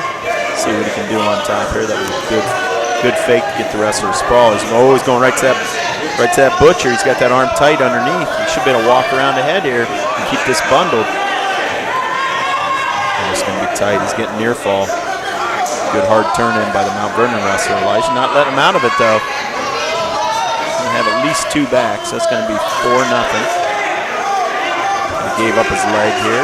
He has to try to switch off to a front headlock. Foster with a reversal there of his own. Nice job. Avoided some trouble and got back to his feet and was able to roll through that butcher when it was starting to turn. He got to a certain point. Elijah tried to transition and catch that arm and he couldn't, so we're at 4-2 now. Got a leg in, trying to lace that arm. We're going to stop that. The guy gets a leg in and you can stand up with it. That's usually a potentially dangerous situation. The referees will reset you. 4-2 in the first.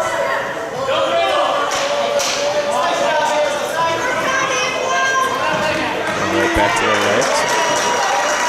Guy's able to free it. Stands up, fighting hands.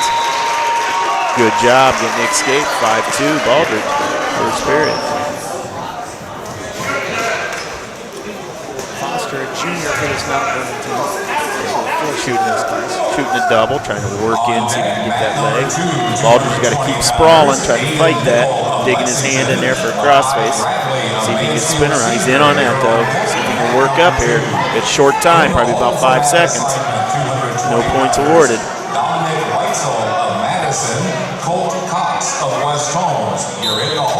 Time expires here in the first period. 5-2 at the end of 1, Baldridge. Choice deferred by Mount Vernon, so Baldridge going to go back down. He had a good stand-up the last time. Got to try to keep those legs out. You can tell this Mount Vernon wrestler seems to be comfortable throwing the boots in. Elijah building his base.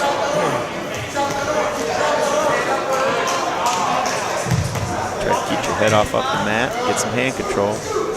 Trying to work the tilt. There. He's got Baldridge flattened out. He's got the leg in. See what he can work on top here.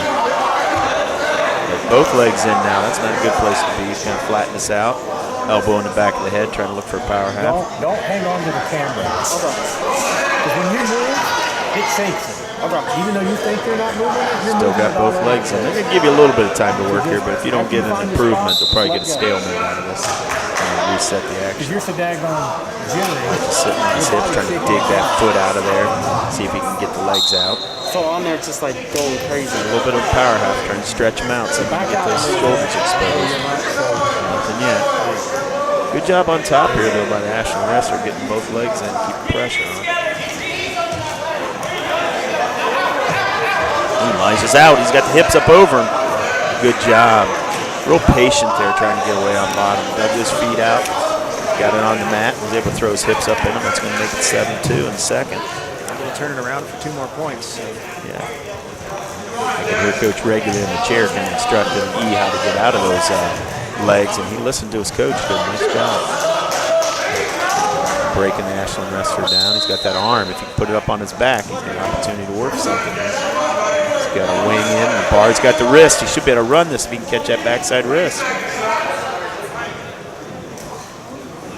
Keeping good pressure on top. He's got to try to get that backside wrist if he can. Then he can run that wrestler over. Time starting to run low here on the second period. Yep. Good Granby roll. Is going to get an escape, though. Good job by the Mount Vernon. Oh, nice double leg. See if he can finish this. This will be big. And he does. Wow. This is going to make it 7-5. Boy, Elijah was in total control there at 7-2, and you could live with the escape, but good job by the Mount Vernon wrestler coming right out and shooting that double leg. Really changed this matchup a lot. It could have been 7-3. Instead, it's 7-5 going into the third, and he's going to take down, try to get an escape, and make it 7-6. Good little sit out there.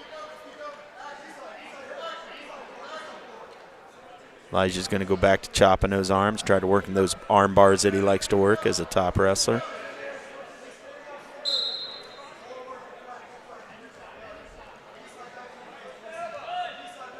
Trying to crunch a cradle there. Elijah's got a cross face. He's got the leg blocked. He's trying to bundle that up if he can.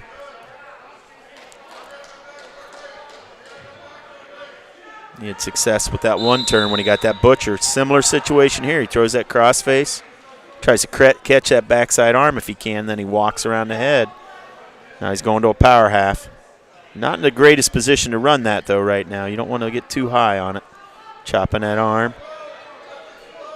Going to try to crunch a cradle here. He's trying to. He doesn't quite have it locked, but he takes it back. Now he secured it. He's going to get near fall.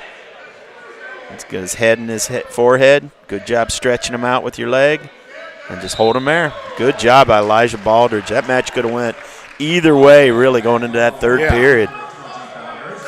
Great job by Elijah Baldridge. Just able to.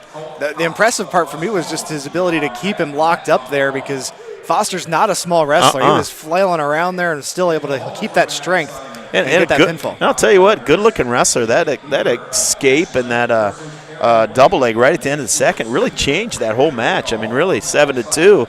You think, you're going to ride that match to victory in the third, and he really, turned it around there right in those final 10 seconds, and I thought he got himself back in the match. But Elijah pretty determined, as we've talked about, and he was able to lock up the cradle. And when you're that strong, if you get caught in a cradle, you're probably not getting out of it.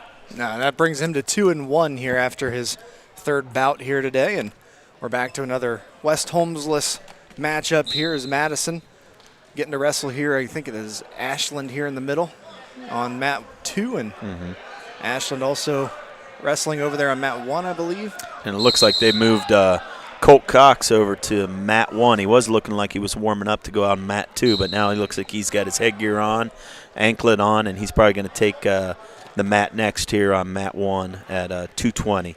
And 220 is that crowded one. We've got a match every round. Here, yeah, he's going to get 5 matches on the day, and he's going to be wrestling Dominic Weitzel, a sophomore from Mansfield-Madison. That's going to be his third-round opponent here. And Dominic looks like he's the number 4 seed in that weight class. And, Cox has already wrestled, I believe, the number 2 seed and the number 3 seed. And he's yet to wrestle Jacob Beverly, a senior from Ashland, terrific wrestler for them. He's the number 1 seed. And then his final match of the night will probably be against a freshman, Aiden Nickel from Lexington. Yeah, the Dominic Weitzel, sophomore, that he's going to be taking on here in a bit. But yeah, the bracket gives us seed. It doesn't give us the win-loss percentage, but typically in a tournament, you can't be a seeded wrestler unless you at a minimum have a 500 to a winning record. So if somebody's seeded, they've got some accomplishment behind them. I was curious on who does the seeding. Is that something where the coaches get together beforehand for the O.C.C. and decide those? Well, usually what you do the night before is you send that information in, and it's usually strictly criteria. You just take the most accomplished record based on past performance. Like I said, a returning state champ would obviously be the kid that would be the first person that you would seed number 1. But then after that, you're looking at state qualifier, district place winner, and then if you have to, you go down to maybe returning O.C.C. champ, and win-loss percentage then would be the last thing you would go by. So coaches usually just send that in, and it's usually pretty cut and dry at that point. There might be some discussion the day of a tournament. Not a lot of room for debate as far as that goes.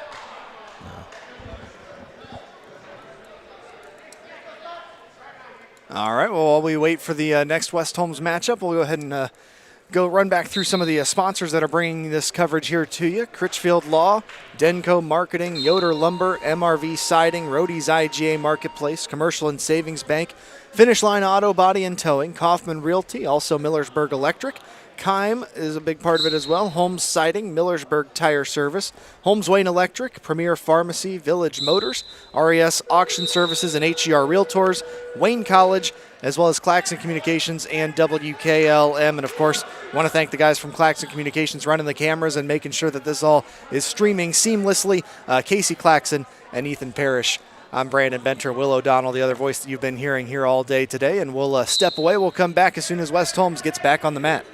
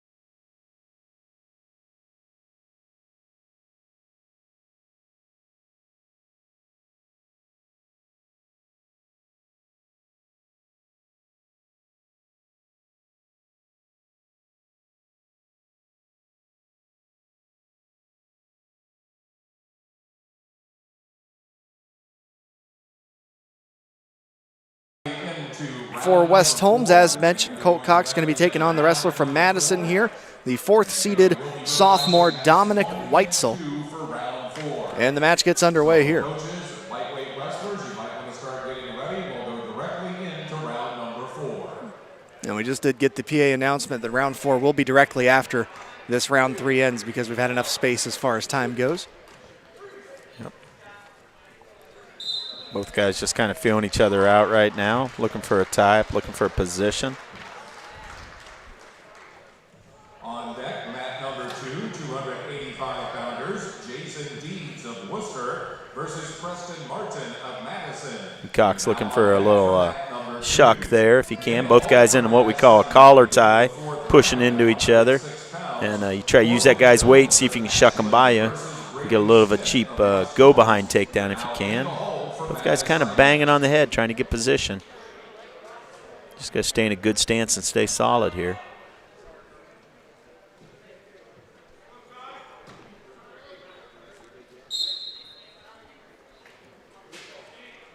Yeah, this might be the most true to the Ram sense of wrestling here. Yeah, I just heard the referee say, watch going to the head from up here. And kind of a little bit of a point of emphasis in wrestling when you're slapping that head. I mean, we all like to do it. We call it heavy hands. And referees will kind of caution you, though, to not go to the face and not go to the head too aggressively. It can be a penalty point awarded. Cox with a shot. He's in on the leg here. See if he can come out the back door and raise up here. That's what you want to do in this situation rather than carrying that weight. And he's trying to work out there, trying to work that arm through, but he's getting flattened out here. And good job beating that shot by the Madison wrestler.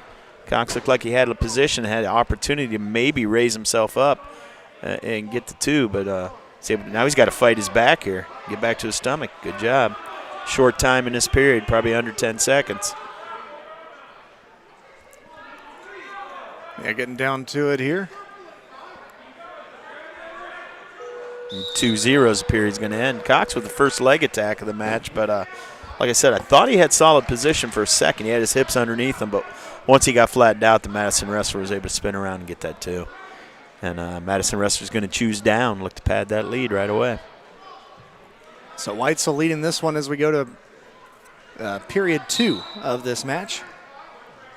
Able to get to his feet right away, and there's the escape. So 1 point there. That's going to make it 3-0.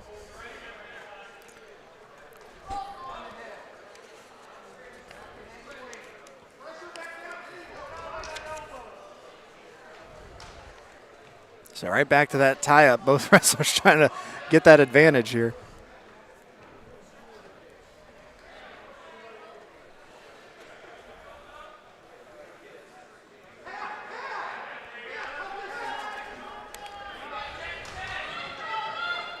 Tried the drop down that time. Yeah.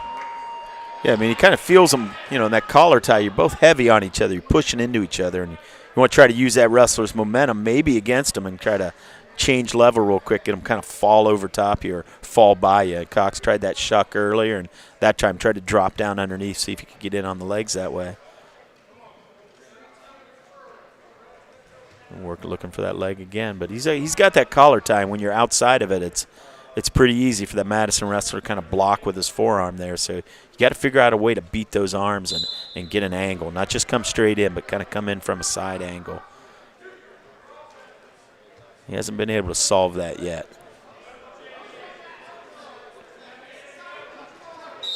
But he is being the aggressor, and trust me, the referee sees you taking shot after shot. Sometimes that sticks in their head. You know, maybe you're trying to buy a stalling warning or something as the match progresses by sending that message that I'm the one taking the shots. Like I said, right now the Madison wrestler's doing a pretty good job, I think, of controlling the tie-up and having the better position on his feet. Looking for a little shuck of his own there. Both guys really content to stay right out in front of each other and tie up on each other's head. Something's going to have to give. We're down to about 10 seconds in the period here.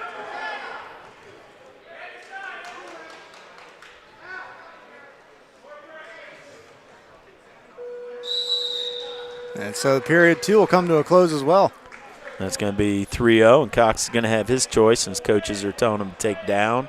If he can get to his feet and get to escape, he's going to make it 3-1. It would be an opportunity for a takedown to tie it. So we'll see what kind of first move we see.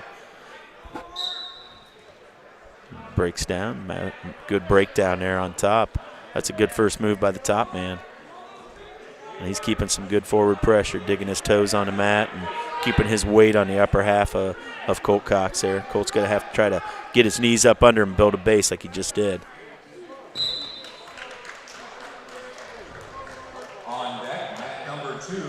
Got a half. Oh, this is trouble. He's going to run this. That's deep. Got him turned over. Yes, he does. That was a good job recognizing the half opportunity. He finishes it. Good job on top.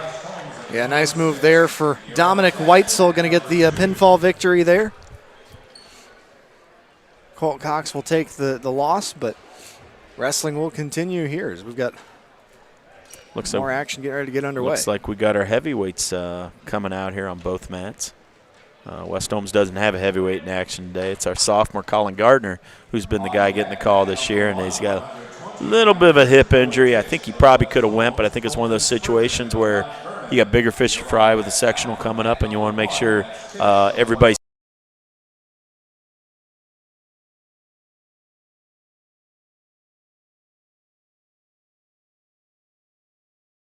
wrestler is probably falling in that same boat. He's a kid, a little bit of an ankle injury he's been nursing, and he probably could have went if we had to have him, but it's more important to see what he can do at sectionals and districts than maybe right now. So I think you hold him out of it, just an abundance of caution there. So right now we've got Madison versus Worcester on mat 2, and Mansfield Senior taking on Ashland. And Ashland going to get the pinfall there. Yeah, that was a quick one. Caught him in the head and arm right away. Looked like that one took maybe 10, 15 seconds.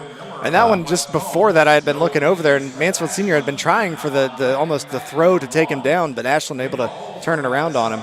Yeah, it's kind of throw or be thrown sometimes with these heavyweights. It's not going to go the distance. It's 285 pounds coming down on you. And looking out here, I see Noah Tisch for West Holmes. Got his headgear on. Looks like he's going to be the first match up at 120 there in round 4 here. Looks like he's got a Mount Vernon wrestler. And that Ashland wrestler at that 285 is the number 1 seed in his seed as well, Jake Bever. And so he got that victory there, but looks like we are back to West Holmes. Is this Noah Tisch stepping in? Yeah, and it looks like he's got the number 2 seed, Colton Spurgeon from Mount Vernon. He already wrestled Case George, the number 1 seed from Ashland. So a little easier, but not much for him. And a good first takedown there by the Mount Vernon wrestler. Good little hang single there. Gets his 2 right away. And this also on the split screen, this will be mat 2. This is definitely Brady Smith wrestling, and he's got an Ashland wrestler. I think that is Corton Jones. I think if I'm pronouncing that right. I hope I am. Brady right in on a double. Didn't waste any time. He's got a chance here to throw a half if he sees it. And even though he's got the leg, he's already secured the 2. Just dig your hand underneath there and run a half. Going to try to crunch a cradle. He's got it locked. Well, he lost the lock, but he had it for a second. Legs are in. Tish is going over there. We got a bar. He's kind of been able to run that over. I don't think he's got a back count over there on mat 1 yet. Able to get 2 count. Yeah, so he's gonna try to go for the max points there. He's gonna try to get that to 5-0. He's switching off to just good old-fashioned half. He's working his arm under there. Tish is in a little bit of trouble here. And that's going to be a fall in the first period. As you mentioned, going to take that pinfall there. Yeah, good job by Spurgeon switching off holds and going to a half, something a little tighter that can get you the fall. And Corbin Miller looks like he's going to come up on mat 1. Brady Smith lets him go. It's 2-1 in that match. Right back in for Fireman's. That's going to make it 4-1. Good takedown. This is where Brady Smith's tough, is on his feet. You know, if you can't turn a kid, go back up on your feet, Brady, and get those points. Corbin Miller will try to get you a name of who he's wrestling there. Looks like a Mount Vernon wrestler, Ryan Firebaugh, sophomore, #1 seed in his way. Brady's got a cradle. That's actually Ashland. It's was it Ashland? Yeah, Joe Mangus. Okay. The 2 seed. Oh, that's right. The Mount Vernon wrestler had forfeited the last time to Corbin, so Corbin didn't get to wrestle him. He's in on Miller here. No points yet. Brady Smith with another takedown. Still 4-1 down there. No points awarded here. Corbin's in a little bit of trouble, though. He can get cradled. He gave up takedown 2-0. And the period ends here in Brady Smith's Yep, battle here. He's going to take down. Yep, 4-1. Ooh, Miller's caught in a cradle. He's going to get stacked up tight here. This is trouble against the 2 seed. Good stand up over there on mat 2 by Smith. Got to get hand controls, though. Switches right off. Oh, nice job. Getting returned to the mat like that and switching on the way down. That's not an easy thing to do. It's 6-1.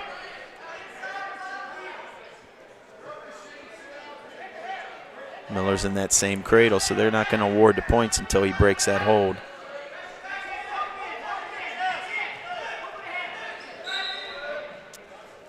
It's going to be 4-0, I believe, over there in the first period with Miller.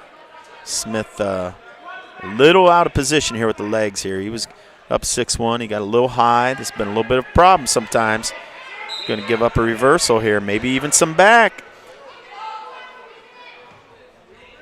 Right up on the edge of that out-of-bounds area. Yep. No back points awarded, but it is going to be a reversal. It's going to make that match 6-3 in the second period.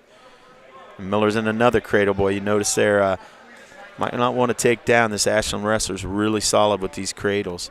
And this is about the 3rd time he's had him in one. He's got 3 more points being awarded, so that's 7-0 at least over there. Smith's got him in a little trouble. He's got the legs in. He was a little high.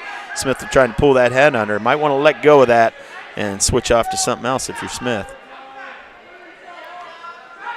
Back to his feet, see if he can get the 1 here. See if he can get the 1. Keep that elbow as you rotate up. Ooh, Miller almost with the reversal as the time expired. It's 7-0 in the first period on mat 1. Smith still trying to get this escape point if he can here in a second. He's going to get cradled. He's going to have to be careful. And he's going to got a 1 count there. No back, though. Boy, he's living dangerously here on bottom. Miller chose neutral down there. Probably a good call after those cradles that first period. In on a single leg air. Ashland wrestler coming out the back door. See if he can. He's going to cover that leg. Still 6-3 with Smith here in the second period. Nothing yet. Miller fighting off this leg attack. Good job. Wrestlers are going to stay neutral over there on mat 1. Ended the second period over here with Smith. 6-3 is what I have it. The Ashland coach is coming up at the table. He's kind of arguing a little bit. He thought he had some back points, but I think he had a 1 count. Never got the 2nd count that he needed to secure the near fall. Miller once again fighting off a shot. He's been pretty solid at that this season. See if he can get a go behind here and maybe get on the board. Smith chooses down. And it's 6-3. Miller almost. Still no points yet. He's got to try to get that hip covered if he wants to get that point. And they're going to go quickly out of bounds here on mat 2, so back to the middle they go. Yeah, Miller still fighting off that leg attack. No change there. Ooh, a little bit of trouble there as he fell off. That's going to be 2. He's going to try to watch his back here. He's going to give up some near fall points here. It's 9-0 plus whatever points are awarded. Smith's got him in a little high, see if he can shake him off. So he's trying to shake that wrestler off the top. Miller's in a headlock now down there in mat 1. That's going to be tough to get out of. Wrestlers are really trying to finish it, and he does. It was probably 12-0 at the time of the fall in the second period down there. And Corbin Miller's going to go to 1-1 on the day. Smith still 6-3 here on bottom. Ashland wrestler trying to work some legs, see if he can turn them. They're going to call a stalemate because there's no improvement. We're going to stay with this match. We probably got about a little over a minute left here, and it's competitive. It's 6-3. Ashland wrestler knows he just needs to get one turn to get back in this. And I believe Tucker Kaufman just took a forfeit victory there. Yeah, he did. I see him walking away. That's going to make Tucker Kaufman 3-0 on the day.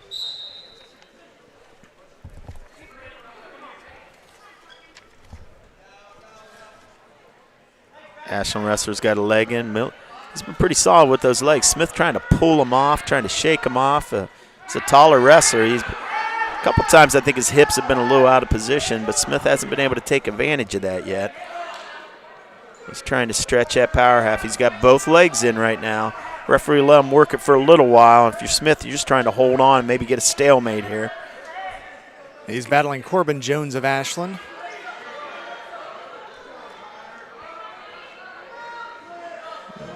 Swimming for that head. He's got him a little high here. Just because if he's tall, though, he's able to kind of arch his back and get the legs in and stay out of that. Usually when a guy gets that high, like Dylan Strauss was able to do early in the day, you can pull that head under and maybe stack him up. I still feel like his hips are high. If I'm Smith, I just think I got to be a little more aggressive with that arm swing. Getting down to the end of the period. There it is. He's trying to go to that head. Just got to be a little more aggressive with it. That should be the match. Should have hung on for a 6-3 lead, but nice job by the Ashland wrestler getting himself back in that match, and good job on top. Yeah, so Smith going to get the victory there? Yes, he is.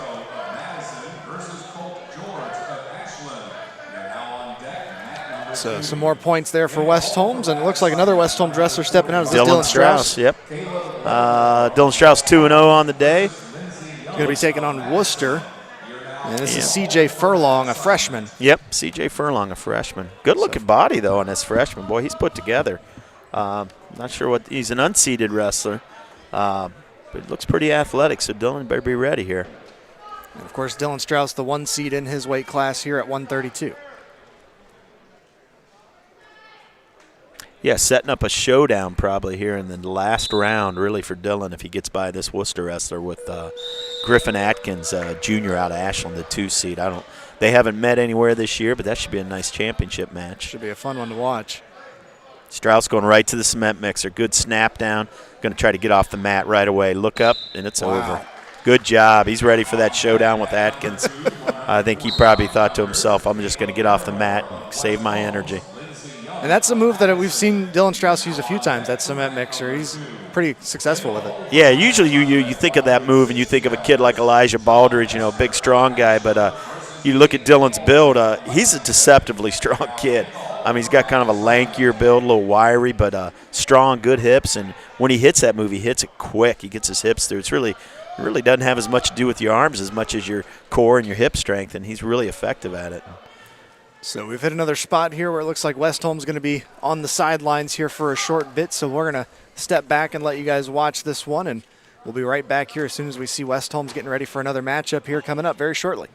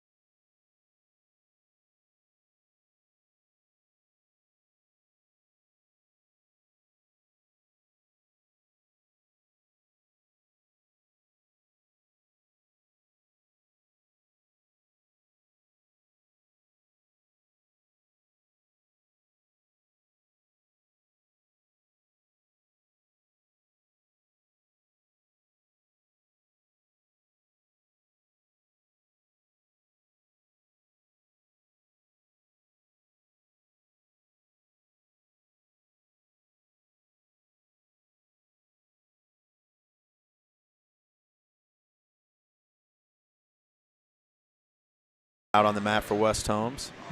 Sophomore at 145, wrestling. Trying to get your On name deck here. now for mat number 1, Wrestler from 160 Madison pounders, Comprehensive. Jacob Lyons of Mansfield Senior, Gavin Greer Beat of the West shot here. Holmes See if he's is got a on front deck headlock. for See if he mat can get number behind. 1. In the Snap. hole for Good mat job. assignment, 170 No points pounders. awarded yet. He's just got to cover the hips. Digging a crossface here. Get behind. Over on the left mat, we got Tucker Kaufman, wrestling Mansfield Senior. Laramore's got his points. He's up 2-0.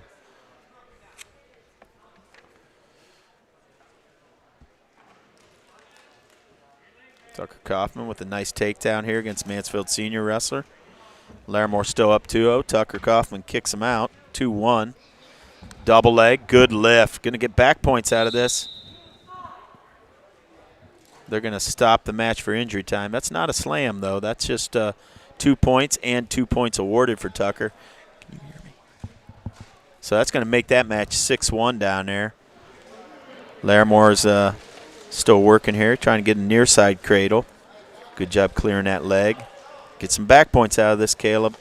Good job posting the head so he doesn't get rolled through. Just got to get his head in the side, take it over. Kaufman's going to let his guy up. It's going to be 6-2 already there. And he's wrestling looks like a Mansfield Senior wrestler. Yeah.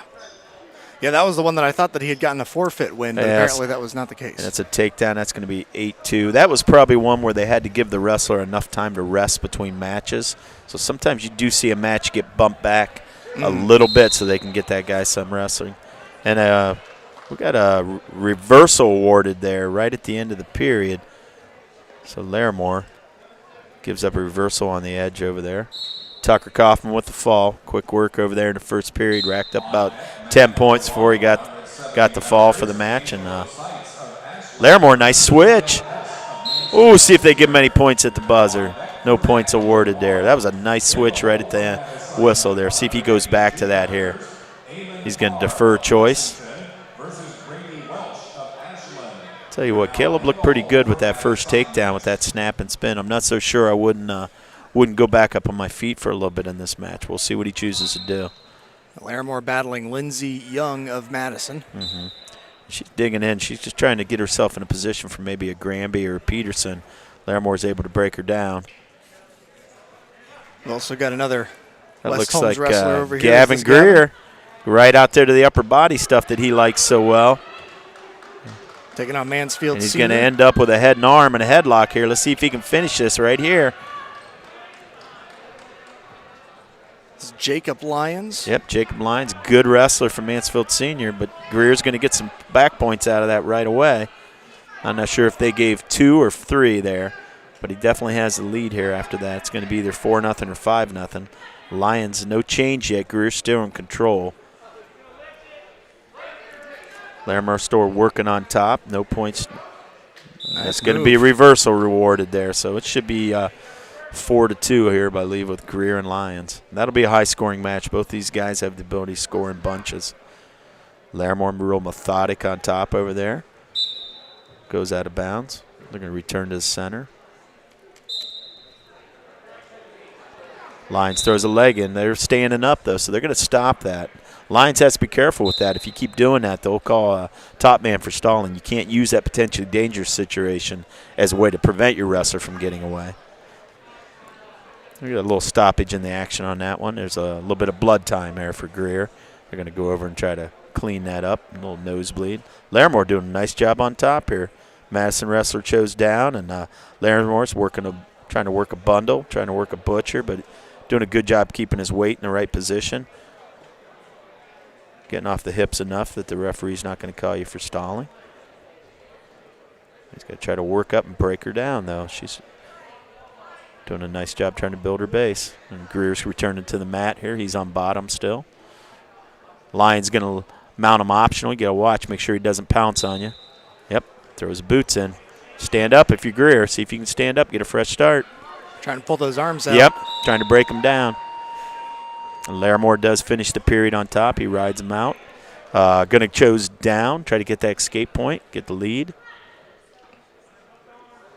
Lyons working those boots. Got a power half in. He's trying to turn Greer with the power half. If you're Greer, you just want to flatten out, protect yourself. Hopefully you get a stalemate, get back to your referee's position. Larimore, no change yet. You get the hips up. No change yet on that, Matt. Lions, Greer stands up, gets another stoppage in action there. It's a good job, Gavin Greer. Got a reversal over there by Caleb Larimore. See if he can ride it out for the win here. Same score over there with Greer and Lions. Standing straight up. Trying a little Granby roll of his own there. Back to his feet. Try to get some hand control if you can, Greer. See if you can get the one. See if you can get the one. No change yet. Lions able to lock up that head and arm, keep control. Ooh, going to get a reversal on the edge. Nice lift and return there by Greer. Good job. That's the end of that period. That should make it about 6-2 by my count. I didn't see how many back points were awarded. Lions kind of trying to shake that one off. Got returned pretty hard there to the mat. Yeah, that was quite an impactful return there. Greer gave him a little extra as he got up off him. We got a little stoppage in the action down here, a little injury time down here with Larimore. So Larimore's going to get a chance to catch his breath and regroup. That's the end of the first period. Good action there with that Lions-Greer match. Lions still holding that hip. I think he felt that one a little bit. He's going to go neutral. Keep an eye on that. Boy, he just definitely is in some discomfort right now. Yeah, he's grabbing at it a whole bunch. Yeah, and if you're Greer, that's the time maybe to attack. But he's hurt. He might be done. He's hurt. That wasn't much action there. That was a little bit of a snap down. He put his leg back, and he immediately stopped it. I'm not sure if they're going to award any points there or not. I think they're stopping this match already. I think it's done.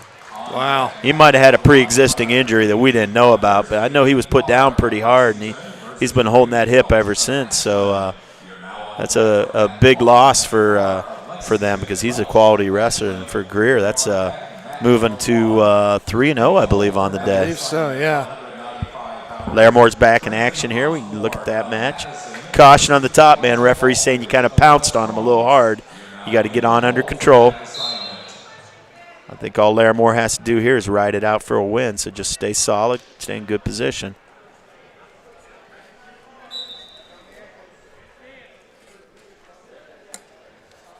Been able to keep that top position so far.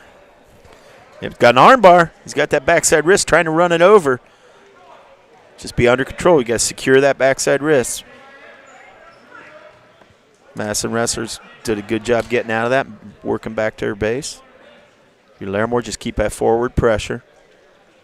But don't stay back on the hips too much. You don't want that referee to start getting involved in the match and calling you for stalling.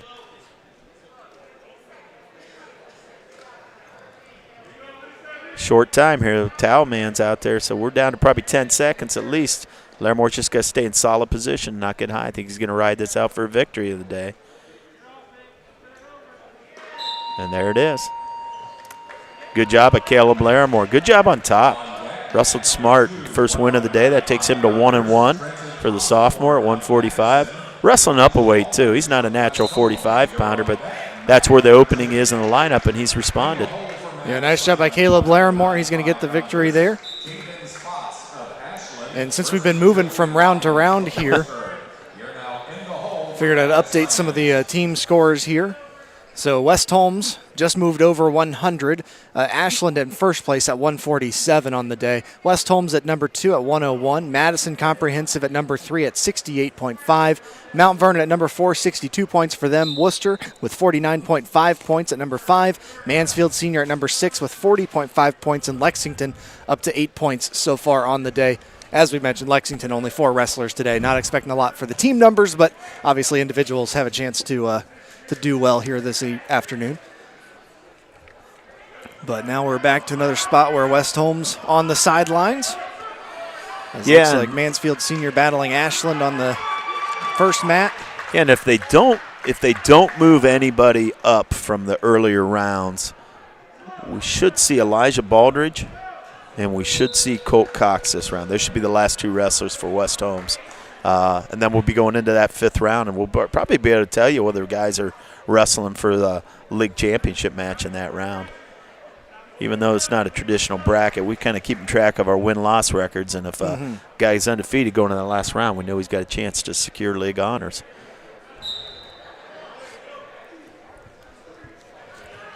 While we're waiting, I'll let you know that we're being brought to you by Critchfield Law Firm, Denco Marketing, Yoder Lumber, MRV Siding, Rody's IGA Marketplace, Commercial and Savings Bank, Finish Line Auto Body and Towing, Kaufman Realty, Millersburg Electric, Keim Lumber, Holmes Siding, Millersburg Tire, Holmes Wayne Electric, Premier Pharmacy, Village Motors, RES Auction Services, and HER Realtors, as well as Wayne College, and of course WKLM and Claxon Communications, including Ethan Parrish, Casey Claxon, and Will O'Donnell. A big thanks to him. And it looks like we've got Elijah Baldridge stepping up here for mat number 2.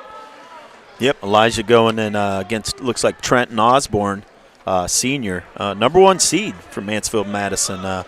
Elijah's first loss at 195 on the season was against Joey Lyons from Worcester, another senior who was the 2 seed. So he's going to get a shot at the number 1 seed here right out of the gates. As you mentioned, Trenton Osborne, a senior, as well as being the number 1 seed here. Ooh, nice lift. He's switching off to a claw. He's going to try to get back points out of that. And, he switches off to a half. That's a nice-looking series. That's that transition back points we talk about. Right off the takedown, you look for that combination.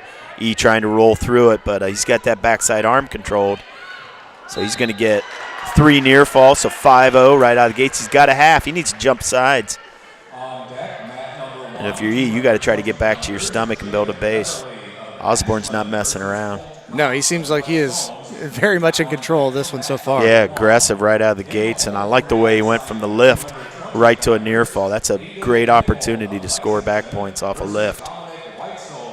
E back to his feet, getting hand control. All right, Hey. 5-1. Good job getting back to your feet. E got to be ready for that shot.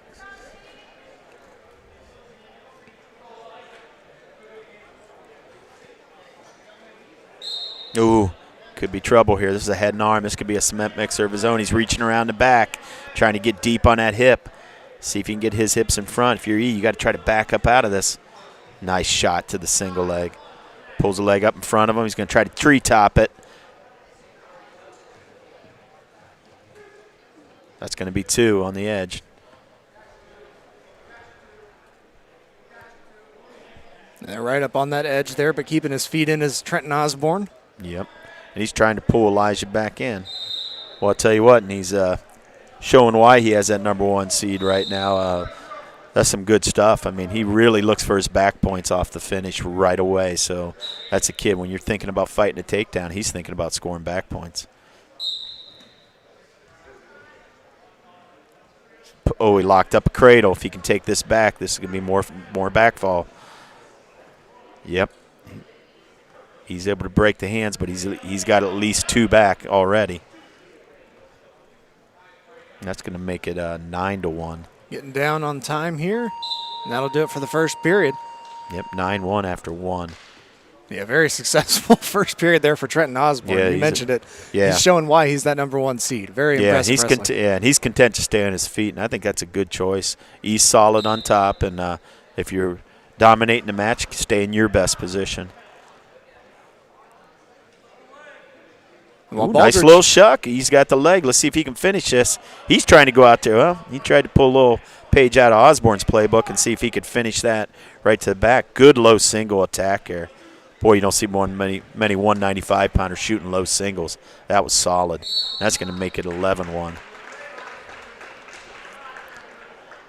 Yeah, this is an impressive wrestler. That's quite a repertoire on his feet. But that low single, you just don't see many kids at that weight class be able to shoot that. And we've talked about the build of Elijah Baldridge. And yeah, this is going to be tight. This is going to be tight. This might be the match right here. Walking that backside arm forward. I'm surprised he even let go of that. He had that arm on the back, came through and locked it up. That's tight as can be. Yeah, we've got another wrestler as well for West Holmes on mat 1. That's Colt Cox over there. So I got the takedown. It's 11-1. Then we got 3 back. I think that's 14-1 is what I have over there. And Colt Cox is going to come up on the short end. Jacob Beverly, number 1 seed from Ashland. Terrific wrestler for Ashland, state-ranked caliber kid who has some goals at state here in about 3 weeks, and he didn't waste any time either. Not at all there for him, so Ashland will get another pinfall victory there. And back up, as he allowed the escape there, so 1 point there for Elijah as well. Yeah, I have this match at about 14-2 right now, if I'm keeping track right. Another good hard double leg. 16. And he's about one turn away from ending this match. And boy, Colton Cox, he has had a tough wait. He has not had any easy matches as he's going through. He's going to get his last match of the day looks like it's going to be against a freshman from Lexington. So he'll get somebody that's unseeded. But his 4-seeded wrestlers have all been solid. That's one of the deepest weight classes here, I think, that 220 weight class. Does seem to be the case. Yep. So the period will end here. We'll go to the third period. Baldridge going to be on top for this last and that's a good call. I mean, he's really been dominated on his feet, so you might as well go top, see if you can catch him with a cradle or something. He's good at that. He's going to return him to the mat. But you don't want to go back up on your feet with this young man. And there's a nice reversal, and that'll be the tech fall. Yep. And he did the right thing choosing top there in the third against this kid. It was really your only hope was try to catch him. So Baldridge falls to 2-2 on the day. Yeah, really losing to two wrestlers, the Ashland wrestler and the Madison wrestler, two state-ranked kids. I mean, really good quality wrestlers in their weight. No shame in that for the sophomore. I know he's disappointed, though. He's one of those kids that doesn't matter what the rankings say. He expects to win, and but that was a very, very complete wrestler, especially on his feet. Tremendous leg attacks. So now we've got Lexington battling Madison on mat 1, as well as Worcester getting ready to take on Ashland here on mat 2. Some of the higher weight classes here still taking part as we get set and ready for that 5th round, of course, still to come. Yeah, and if you get watching on the split screen, Worcester wrestler Joey Lyons, really good-looking senior. That'll be a nice championship match, actually, probably between him and Trenton Osborne in that last round. That's one I'm actually looking forward to watching. There's two really solid wrestlers on their feet. I'd like to see what they're going to do.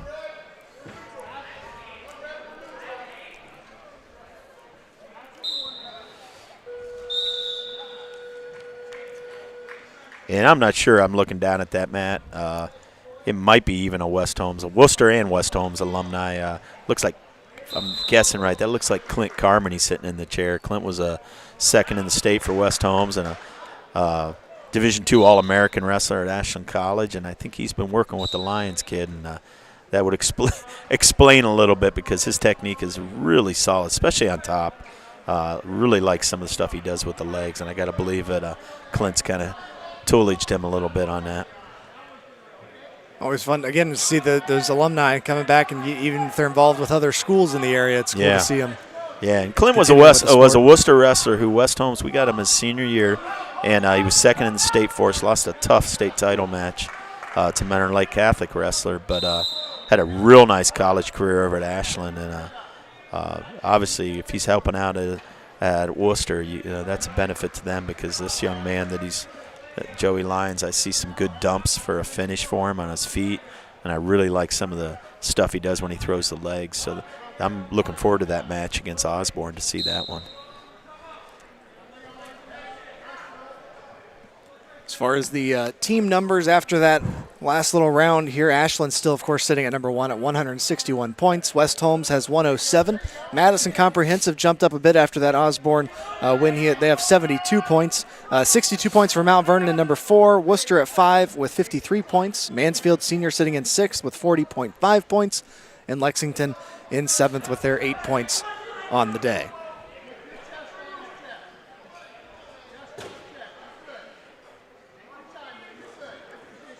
And while we wait for another West Holmes wrestler to step up to the mat here, we'll go ahead and pop off the mics here, and we'll be right back with you here shortly.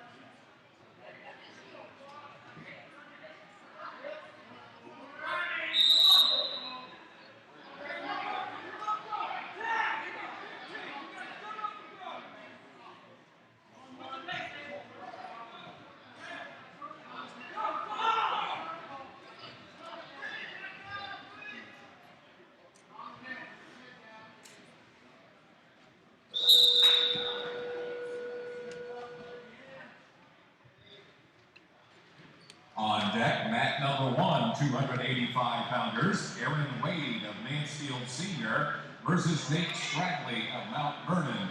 You're now on deck for mat number 1. Wrestlers and coaches, we will be going immediately into the 5th and final round. Again, immediately into the 5th and final round, we will be utilizing all 3 mats for the 5th and final round. Table workers that were at mat 3 will need you to head back to your table to get ready to go, as round number 5 will be starting up momentarily. So again, wrestlers and coaches, we will be going right into the 5th and final round. We will be utilizing all 3 mats for the 5th and final round. Awards will be handed out at the end of the 5th and final round.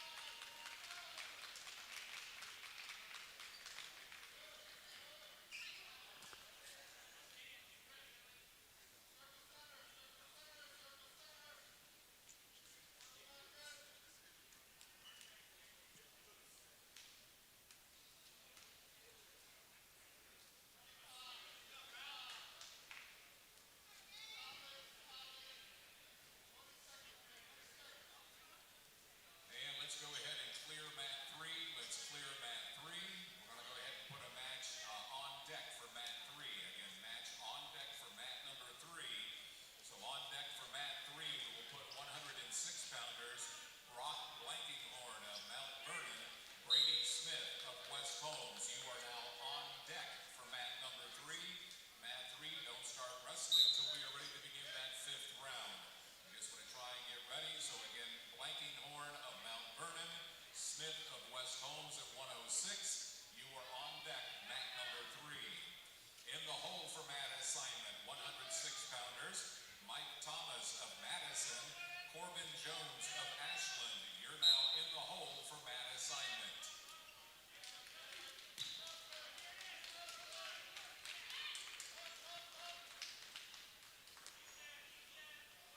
On deck, mat number 2, 106-pounders, Mike Thomas of Madison, Corbin Jones of Ashland. You are now on deck for mat number 2. Now putting on deck mat number 3, 113-pounders, Dylan Hartman of Mount Vernon, Mason Taylor of West Holmes. You are now on deck for mat number 3. Blankinghorn of Mount Vernon, Smith of West Holmes at 106. We're putting you up to wrestle. On deck, mat 3, Hartman of Mount Vernon, Taylor of West Holmes at 113. You're on deck. In the hole for mat assignment, 120-pounders, Case George of Ashland versus Colton Spurgeon of Mount Vernon. You're now in the hole for mat assignment. That's George of Ashland, Spurgeon of And we are getting ready for this 5th round. We're going to go back to 3 mats here today. Obviously, now that they don't have to worry about the next round, they're not worried about the timing issue, so we should be getting things started here very shortly. As far as an update on the scores, West Holmes still at number 2 with 107 points. They lead Madison Comprehensive at number 3 by about 30 points. Madison Comprehensive has 72. Mount Vernon at 62. Of course, Ashland at the number 1 spot with their 161. But the fun part about this 5th round, Will, as you've been telling me, that since we've been watching the records, we should be able to determine some of these league championship matches that are about to take place. Yeah, and not every match this round will be for a league title, specifically head-to-head. Looking at it over here on the right on mat 3, Brady Smith's going to wrestle Brock Blankenhorn from Mount Vernon, a freshman. And I don't know what Blankenhorn's record is. He is the 1 seed, but Smith's 2-0. So Smith can win this match regardless He'll be 3-0 in the day, and he'll be the league champion. But nice. This will be a nice match. We'll see if Smith can put a complete match together and not get in trouble underneath on his feet. And Mason Taylor, when he gets up, we'll try to get to that match. He'll also be wrestling for a league title as he's undefeated on the day. So we get the 2 youngsters at 106 and 113. Yeah, Brock Blankenhorn from Mount Vernon. Smith in on a single leg right away. He's going to lift it up in the air. Let's see if he can finish this. Nothing yet. He didn't return him. There he did. It's going to be 2-0 right away. So he's the 1 seed, but he also is a freshman for this team. So yeah, an impressive young wrestler. Well, and that's probably neither one of these guys has probably went to state yet. Obviously, Smith's only in his second year, so you're probably deciding that based on win-loss percentage. So 2-0 though Smith right out of the gates. Smith's got a cradle locked up. Let's see if he can be careful with this and take it back. Not roll across your back. You want to get to the side, kind of sit back with it. Blankenhorn able to get out of that, though. Gets an escape. Tries to attack right away. Smith with a front headlock. It's 2-1. Chasing it. Nice little shuck. Good job. See how he circled with him, creating his momentum, and then snapped him the other way. That's a really good job. So that's going to make it 4-2. So back up to vertical after the release. Yeah. And you know what? Nice leg attack. Smith looking really good on the finish. Good dump finish, 6-2. Looking really good on his feet right now. 6-3. 3 takedowns to none. And just stay focused and keep working those leg attacks if you're Smith. So that's where he's tough, is on his feet. That's by far his best position. Shot by Blankenhorn. He's in this time. He's going to see if he can switch off. Smith's able to fight that. Boy, that was a deep shot that Smith fought out of. I actually thought he was going to try to come out the back door. He was in so deep. But Smith was able to fight off of that. Still 6-3. Short time. I see the towel tapper going out, so we're under 10. And Smith staying in a good stance. Don't give up any takedowns here. Good position.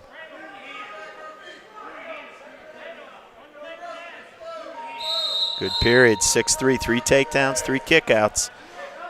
Smith's going to win the coin toss. Coach Vaughn's going to tell him to defer, I imagine. Ooh, a little surprising there.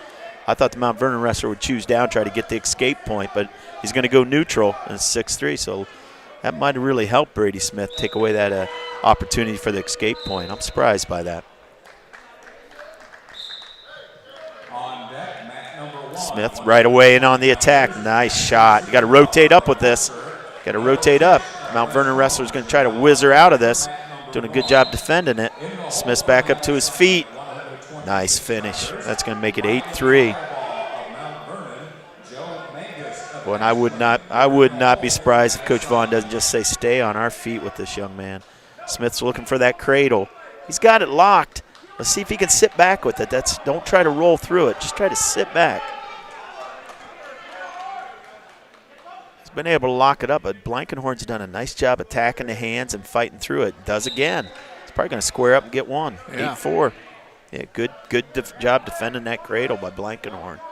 I don't think I'd have been afraid to take down at the start of that second period if I were him. His escapes have been fantastic. Yeah, he's looked really good on bottom. Smith, right to a barrel roll. That's a nice fireman's. No points, though. Got to get behind, get your one. Blankenhorn's hooked that leg. Smith's hip to hip. You can give control here if you're the referee. That can be control. Even though he's under your leg, you're hip to hip. Some referees will make that call. I'd like to see it. And he did. There's 2. Smith going for a tilt.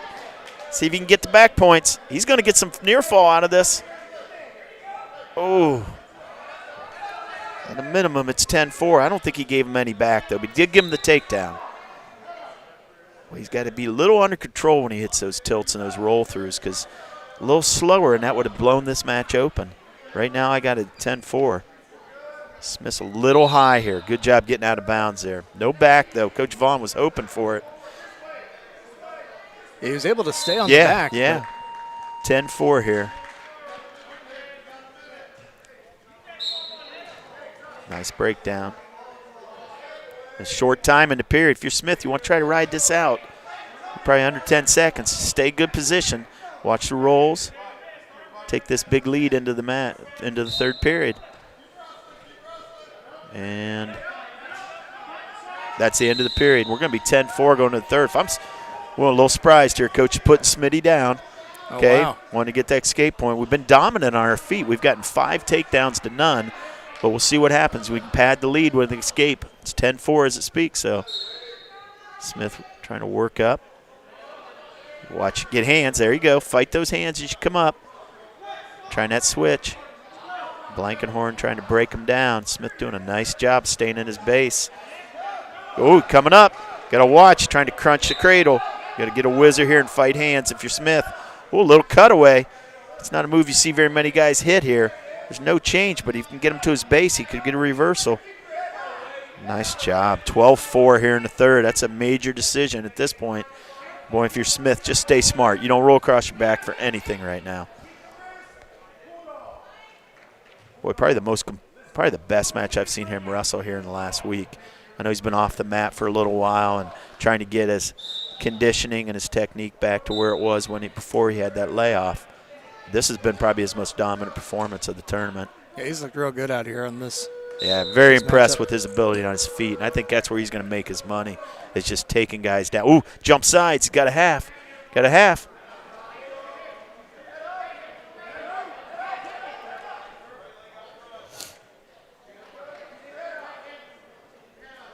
12-4, keeping good forward pressure here. Blankenhorn's to the point of the match. He's got to try something big. He's got to try a roll. He's got to try to catch us. If you're Smith, just stay solid. Keeping good pressure, good forward pressure on the wrestler. Not letting him really get his head and his neck and shoulder area up off the mat. Staying in a safe position on top. On his toes, not riding from his knees. I like that. Ooh, jumping. There you go. Looking for that half and trying to jump sides. A lot of good pressure. Flattened Blankenhorn out here.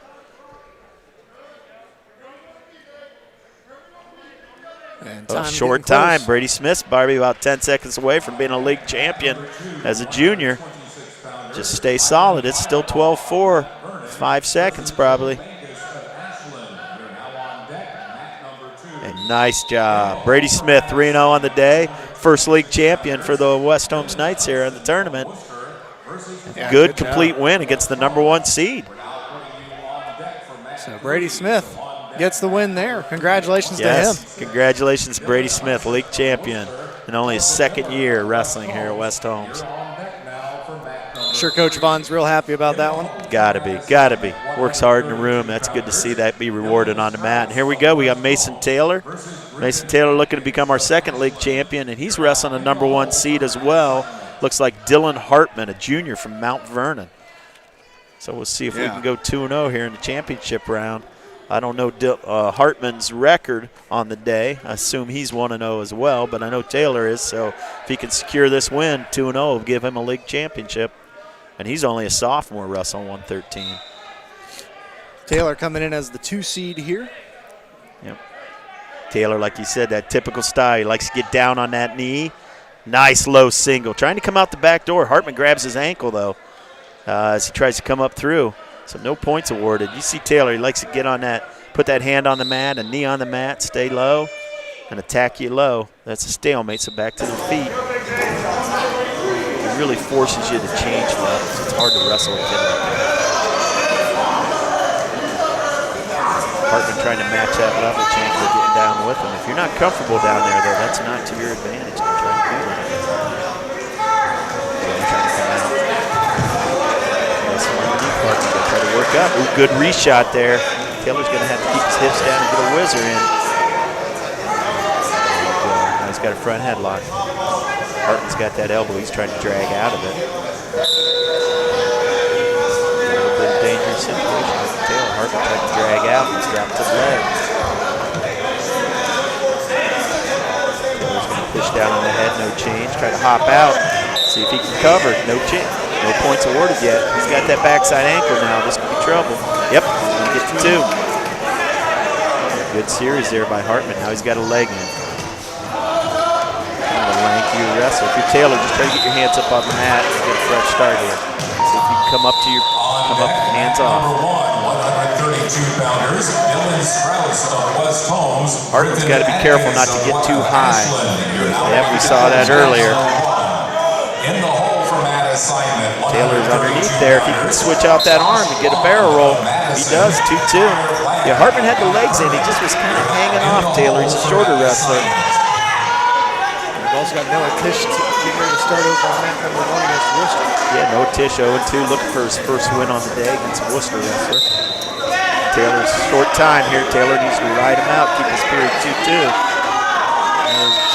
Jackson Siegenthaler taking him on, a freshman. Yep, freshman out of Worcester. 2-2 at the end of 1 there. Taylor's able to keep that reversal. Now Vernon's going to defer. Coach Vaughn's going to say take down. Let's get that escape point. Tish, floating through there a little bit. Tish gets a takedown. He comes up with the leg in. Taylor has the bottom here and starts second. Kind of focus on that match because we know it's got O.C.C. championship honors on the line here.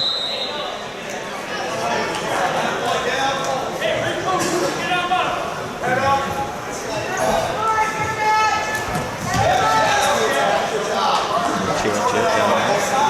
Taylor getting rode a little bit. He's on the edge. I'm going to try to get a fresh start, Mason. Try to get my hips out, get a fresh start if I can over here.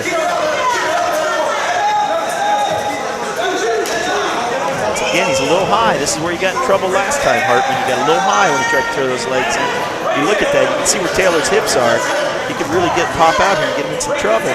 Got the low leg. Give 2 there, absolutely. Keep that low leg if you want some Taylor. Let's see if he can get a cradle over him. It's 4-2 now. Tish with the fall already, so that will focus over here on Taylor. Tish with his first win of the tournament goes to 1-2 on today with a pinfall in the first period. Taylor over there on the edge, 4-2 here. 4-2 here in the third. You want to try to ride this out. Boy, if you can ride this out, you know the wrestler's going to take down against you in the third.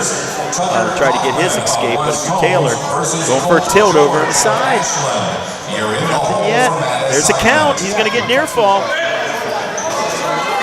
I think he's going to end up with a 5 count. Let's see what the referee signals. Breaks the hold. Let's see how many fingers he puts up. That looks like 3. That's big. That's 7-2 for Taylor. Nice tilt there on the edge. And we got the towel guy getting ready to come out, so I think we're down to about 10 seconds in this period. And it's 7-2. We had Dylan Strauss wrestling down there against Ashland wrestler. He's got a takedown right away and near fall. He could have this over right away. This would be big. This is Atkins. He's the number 2 seed in his weight. Yeah. So if you're watching that one, Strauss is going to be up a minimum of 5-0. Ooh, Taylor. They ride him out. No change yet. No loss of control if you're Taylor. Don't give this up. No change. There we go. Good period. 7-2. Strauss is up 5-1 over here already with that catch. He caught Atkins. Got him right to his back. That was big. These are two quality wrestlers going on. Taylor's going to be on top. Hartman's going to choose down, but he's already down 7-2. Taylor just stays solid. Starting the third period down there for Mason Taylor here in the lead, as we mentioned, with that O.C.C. championship. 5-1 here, Strauss and Griffin Atkins. Taylor's got that arm fed through. He's looking to maybe break him down, flatten him out, get another tilt. Trying to get elbow deep. If he can dig that in, he's got a chance to tilt again. He does. Just hold him there, get your 5 count, build your lead. Strauss and Atkins here in a scramble situation. No points awarded yet. It's going to be 3 back. That's going to be a nice 10-2 lead down here for Taylor. Strauss in on a double. See if he can climb up the back and get some near fall. That'll be 7-1 down there for Strauss. That's a great first period against Atkins. Atkins is a solid wrestler. It's a good-looking wrestler. He's put together a nice period. Taylor looking for more. He's locked up the cradle. Watch your hips, Strauss. Ooh! End of the period, Strauss had 1 foot and almost got more near fall on the edge. Taylor's a 10-2 lead. He's looking to add to it. Don't need to roll across your back here, but he's going to do it anyway. He's going to get some more back points. Mason Taylor is well on his way to winning his first league title as a sophomore. These lightweights are really showing you what they have in the years to come. Combination of him and Smith is going to be a real nice. Yep, 13-2, going to be a real nice 1-2 punch for West Holmes. good start dual meet out. Much quality. Strauss down here, still 7-1, 7-1. Looking to add some more points to it. He does. He's going to get back points. Takedown and 2 more back. I have 11-1 down here for Strauss. Wow. Really exploding on the scene now. Strauss come out with a vengeance, 11-1. And, yep, 13-2. Mason Taylor, our second league champion, undefeated on the day at 2-0. Congratulations to him. Great match. Started off tight. Boy, he really blew it open there. Laid it right at the end of the first and was dominant on top. Strauss continuing here. Corbin Miller, 126-pounder. He's 1-1 on the day. He lost to the number 2 seed. So this is probably for runner-up honors if he can get this. Taking on pressure, Dylan Hudson. Strauss looks like he's up 11-2 over there. I think he let Adkins go. So we're in the second period at 11-2 with a nice 9-0 lead, 9-point lead. Strauss, you don't have to take any chances here. It's Adkins that has to come to you. Good hard double leg. Good hard double leg, 13-2. Miller's going to have the freshman from Worcester. Strauss continuing to look for turns. Really attacking. In the hole for Matt assignment, 145-pounders. Grant Hoffman of Worcester. Strauss matches haven't gone very long so far today. Kick him. It's going to be 13-3. He's got a 10-point lead here late in the second. Corbin Miller over there on mat 3, 0-0 still. Both guys on their feet. And we'll now put that match on deck for mat 2. So on deck, mat number 2 at 145. Grant Hoffman of Worcester, Caleb Larimore of West Holmes. Yeah, we've got, I don't know if we have all 3 screens up and running. We do. We do, they say. So we'll try to get you updated here. We got Strauss really in total control here with about 2 seconds left in the period. It's 13-3. And Miller 0-0 on his feet here. Both guys kind of locking up. No points there as he finishes with a chuck. And Tucker Kaufman's going to be wrestling for a league title as well. And he's up against Colt George, a sophomore out of Ashland. George has an older brother, wrestles a good-looking wrestling family out of Ashland. This should be a really good match here for the league title on mat 2. I saw what Tucker Kaufman was going for right there. He was trying one of his moves. He was going to try to roll underneath. I think Corbin Miller's going to give up a takedown possibility here. Tucker Kaufman got a chance here. He wants that cement mixer. Boy, he's going for it all right now. And he does. He's got it. Let's see if he can secure it. Don't let that arm through. Oh, no points. No points awarded. Boy, he almost ended the match with one move. George works up to a single leg though. Tucker Kaufman trying to get a whizzer. Corbin Miller got a reversal. Got a cradle. Got some back points. Looks like they're going to give him 3 back, so 5-2 down here for Miller. Kaufman's match, no score yet, no control for George. He's right there flirting with it on the edge. Dylan Miller 13-3 in the third, still riding out. Tucker Kaufman's going to return to center mat here with George. Well, I don't know if people watching this match realize how close he came to ending it with one move. He had that cement mixer. If he could have just settled his hips, that probably would have been a match. Strauss with the turn down there. He got a bar and rolled it over. Looking to finish it down there. It's going to be at a minimum 16-3. We got to stay on it. Kaufman hipping down hard. Hipping down hard fighting it. He's going to try to spin around. George has that leg locked up in his hands, so you're going to have to break that grip if you can score it here. Atkins fighting fall down there on mat 1. No points yet. Tucker trying to high leg over here so he can get it 2 at the end of the period. 3 points for Strauss, 16-3. Corbin Miller back up on his feet. 2 for Kaufman. Finally gets hip to hip. That was a heck of a battle for those 2 to see who's going to get that first takedown. Strauss, they're going to roll out of bounds there, so they move back to the middle. And it's 16-3 down there. The Cal guys there, so I think we're under 10. Corbin Miller starting to blow this match open down there, like 7-2. Another takedown. He had the near fall and the takedown to his back. Tucker Kaufman looking to just ride out the period here. 16-4 down there. Strauss puts him on his feet. And Strauss makes our third league champion of the night. Dylan Strauss, 4-0 on the day. Secured that win over Atkins with an impressive major decision. Kaufman trying to ride out this period. He's got about 5 seconds. He's going to stay tough on top and take a 2-0 lead into the second. But we now have 3 league champions in Smith, Taylor, and Dylan Strauss. Kaufman join that if he can. 2-0 over George. We'll see what the choice is here. Kaufman chooses down here. He's going to try to add that escape point and go up 3-0. See what his good first move is. Kind of about to expire for Corbin Miller's around here. George throws a leg in. Kaufman standing up here trying to get that leg out before he does anything. Kind of surprised the ref's letting him wrestle there in that situation. Sometimes they're potentially dangerous at. I'm sure I'd reach back on this Tucker Kaufman when the guy's got a leg in, but he did. I'm not sure I'd do that. There we go. Got the leg out. Tucker Kaufman's in a good position. He's got his hips in the right position. See if he can turn this in the back. See if he can get that low leg and get back points out of it. And he's gonna keep that underhook. There we go. He's got a reverse half. That's going to be 4-0. We're going to look for it. It got to fall. Wow, Tucker Kaufman got him in a little trouble. He had his hips off, and he just had enough presence of mind in that situation to throw his hips up into him and then switch off to reverse half. And that was a match that could have went down the wire. That match could have been the final second takedown, but Tucker Kaufman is dangerous. He almost earlier hit that cement mixer and ended the match in the first 30 seconds.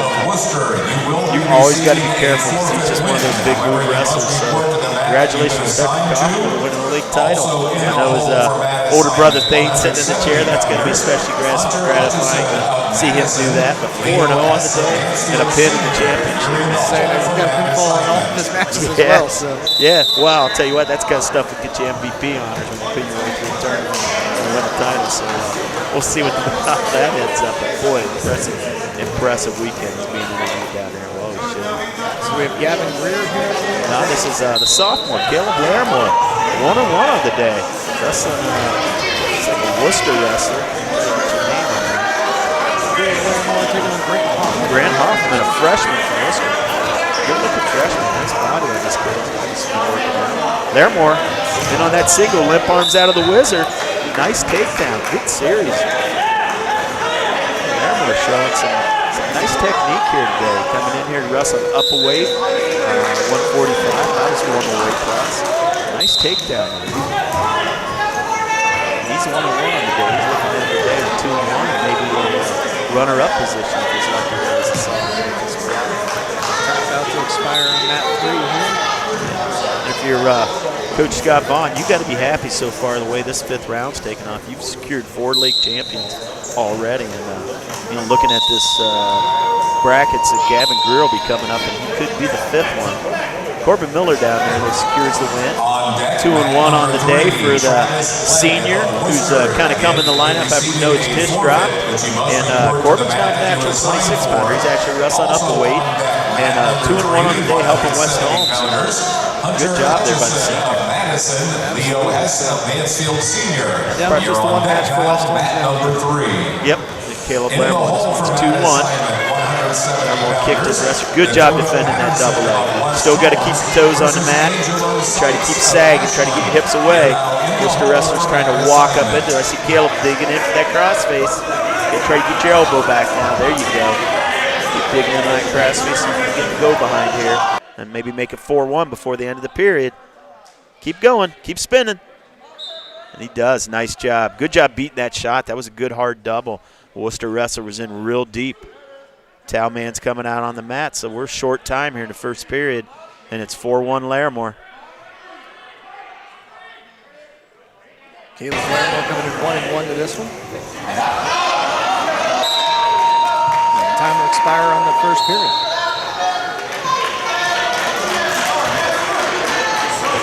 On deck, mat number 3, 170-pounders. Dakota Patterson of West Holmes versus Angelo Sykes of Ashland. You're now on deck. And it's 4-1 Larimore here in the second. He chooses down, looking to add to that lead. 82-pounders. Nate Barrett. Reaching back for that leg a little bit. He's in a front headlock situation. Try to control an elbow if you can. Try to reach up and control an elbow. Like to see him just do a good old-fashioned stand-up and spin around like that. I think coaches are telling him just come up. O.C.C. Coach of the Year and O.C.C. Wrestler of the Year ballots turned into the head table by the end of this round.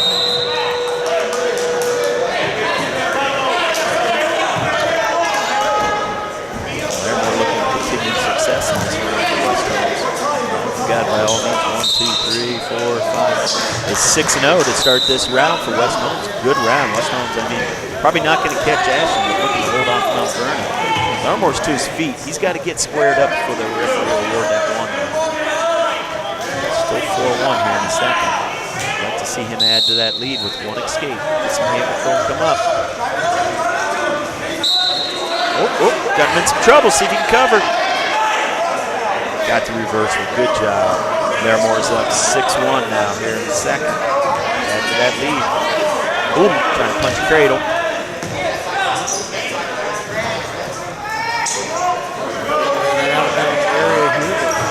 It's all right, safe place for you to wrestle, Laramore. Bad habit.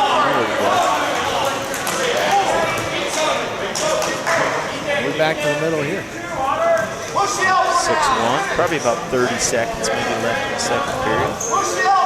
The Worcester wrestler will have choice. Trying to break this wrestler out, trying to flatten him out. There we go, nice job. It's time to work some arm bars at the top now. Oh, got a half. Just got to try to jump around that. Doing a good job using his head to keep the other wrestler's head down. Towel guy's going ready to go out there, so we're probably at about 10 seconds left in the period. I know just needs to stay solid, try to ride this out. Catch that backside arm. Good. Good period. 6-1. It's going to be Worcester's choice. We'll see what he decides to do. Chooses neutral. If you're Laramore now, you just got to watch. Make sure you don't get thrown. No headlocks. It's probably the only thing that can beat you at this point, so just stay solid. Period 3 here in this matchup.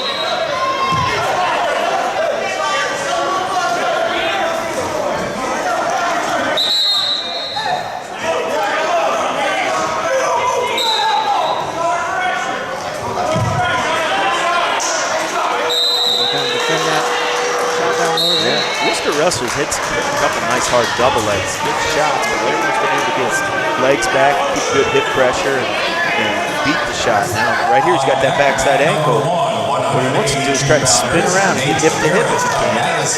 Kind of fell off from there as he tried to do it, so we're going to give up the takedown. It's going to be 6-3, or actually 6-4. 6-4 here. I think he's in pretty good position here. He's got to be smart, not get turned. You're now in the hole for mat assignment. Mat 1, we got another West Holmes wrestler joining in here. This is Gavin here at this point. This looks like they're going to give, this almost looks like they're giving Kalen Bowling maybe an exhibition match. I know he wrestled earlier, and there was only 2 people in that weight, so it looks like they're going to run a 5th round match and get these guys a little more active.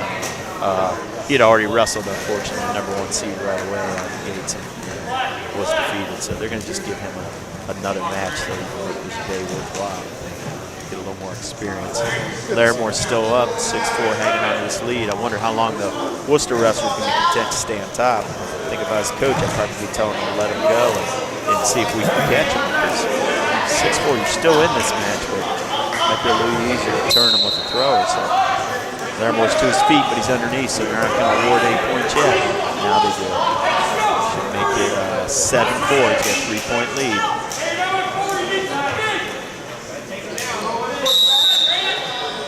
Coaches are already telling her that you need something big, so you're going to watch the throw here. He's at double A. Now you got to spin. There we go. There we go. Get behind him. All right, 2 points for Laramore. That should make it 9-4. Towel guy's going out on the mat, so it's 9-4. He's about 10 seconds away from getting the second win of the day, and probably being league runner-up here at 145 as a sophomore. His only loss was to the #1 seed. Good tournament for the sophomore wrestling up the way. Nice job, Gelbrand. On deck, mat number 2, 182-pounders, Grant Miller of West Holmes. Continue that undefeated streak in this 5th round. West Holmes 7-0 on this round. Bowling unfortunately just gave up a pinfall to the national wrestler. He actually wrestled the same young man twice. He wrestled in the tournament. There's 2 of them. There's a number 1 seed, a senior, and he ended up wrestling him twice. Both times, unfortunately, the same outcome. We got Greer out there. How do you get your name and who he's wrestling? John Metzger, the number 1 seed. Yep, John Metzger, number 1 seed, a sophomore. Greer, a senior, undefeated on the day. Metzger trying a little underarm spin there. See if he can pop out and get the 2. Back to their feet, no points awarded. Metzger with a nice move there, but didn't get anything to show for it. Greer 3-0 on the day. 2 pinfalls and 1 point victory. Like I said, I'm not sure Metzger's wrestling record coming into this, but I know that Greer is 3-0, so if he goes 4-0 on the day, he would be our 5th league champion. You got to try to get his arm out from underneath Metzger so he can get the spin around. Back to their feet. It's 0-0.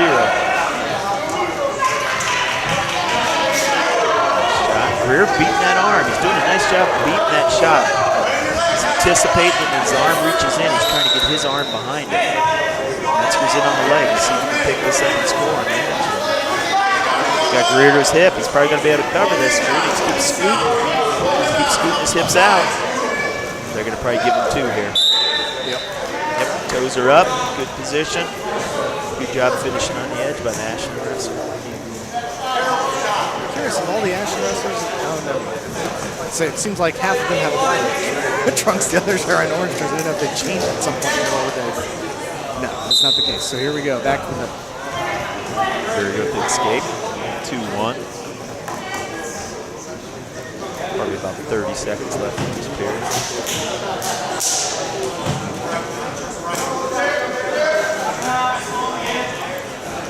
Greer, a wrestler reminds me a little bit of similar style of Tucker Cobb. He's kind of a big move wrestler.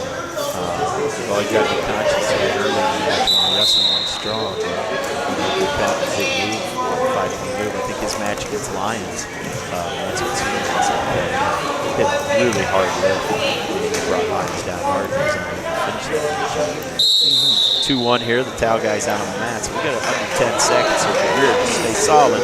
Oh, don't give this up. You got to fight this. You can't give this takedown up. Oh, and he did. That's big. That makes that match 4-1. Yeah. Yeah. You can't get those points up in the final seconds. Greer's going to defer here. Metzger's going to stay on his feet.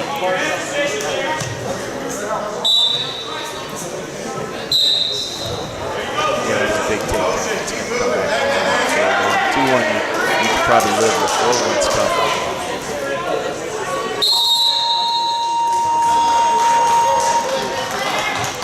We're trying to get the upper body. That's where he wants to be. I haven't really seen a good leg attack yet against Metzger. Metzger seems pretty solid on his feet. We'd like to turn this into a bit of a scramble and see if we can come up with a throw. A little 2-on-1 Russian armbar here. Turn that into a shot. Coming up. Greer wants to hit that shot. He wants to come up to an upper body and see if he can get a headlock or some type of throw for himself. It seems weird for this kind of high face sort of thing. Is that to try to set that up then, or to make it difficult for see if he can get a spin around here. I think he's trying to set his throws up with a shot. He's trying to take a shot and work up into the upper body. That's what's doing a really nice job defending him. See if Greer can finish this. Uh-oh, he might be in a Peterson situation here. Greer's got to try to get his right arm free if he can. Metzger might be able to roll through this. See if we get a stalemate call. I'm not going to let him stay here for too long. Stalemate. Greer had a spin around. Metzger ended up with Greer's leg and his arm on the backside. Sometimes guys will roll you through that. It's a big move when they do. Still 4-1. Greer, you'd like to just get one takedown here this period if you could.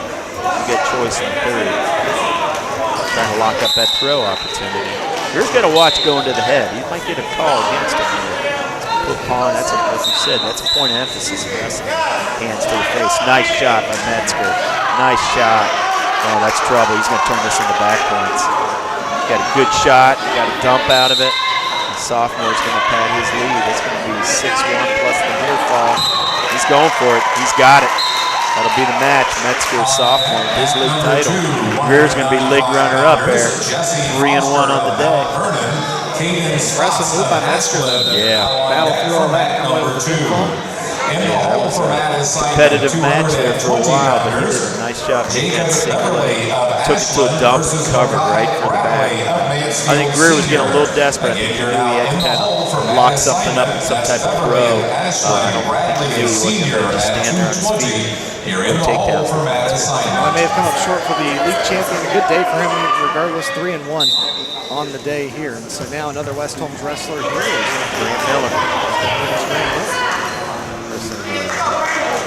Young man from Lexington. He got hit in the cement mixer right away. On par. He's looking to end this match early if he can. This is tight. He's really going to have to fight this. This is not a good position to be in. on par as a senior. He's got a pretty solid weight class too. He's wrestled Welch and Barrett, Madison, comprehensive national. Now he's got another senior, so he has no slouches in his weights. There's no easy matches today for this freshman. Not at all. It's 5-0 there after that takedown.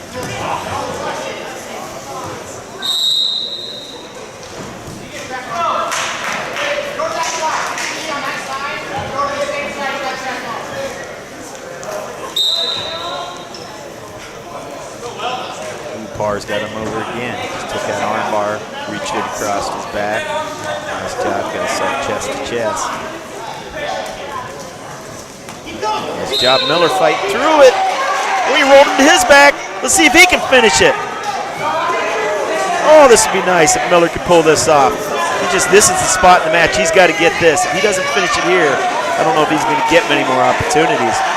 We'll see if he can finish it. Look up and squeeze. Parr's fighting this. Parr was up 8-0. Miller was able to roll through with that. That's 2 for the reversal. He's going to get 3 of his own near fall. And he's got to try to finish this. I can see his brother standing up out of the chair. He knows what this moment means. He knows he's got to finish it right here. I won't say what he just shouted. He said, Time getting close. Yeah. If he can hold this off Parr, it's going to be 8-5. He's got about 3 seconds to fight.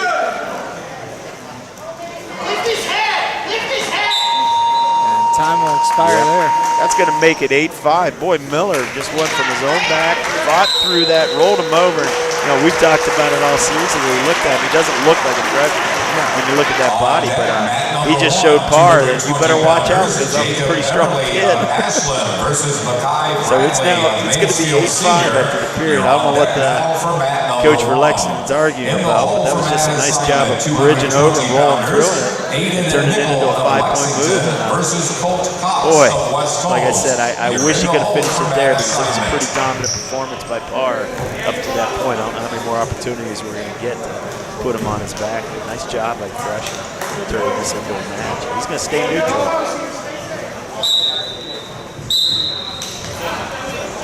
Parr goes right out, slaps the head, gets him up, snap Miller down.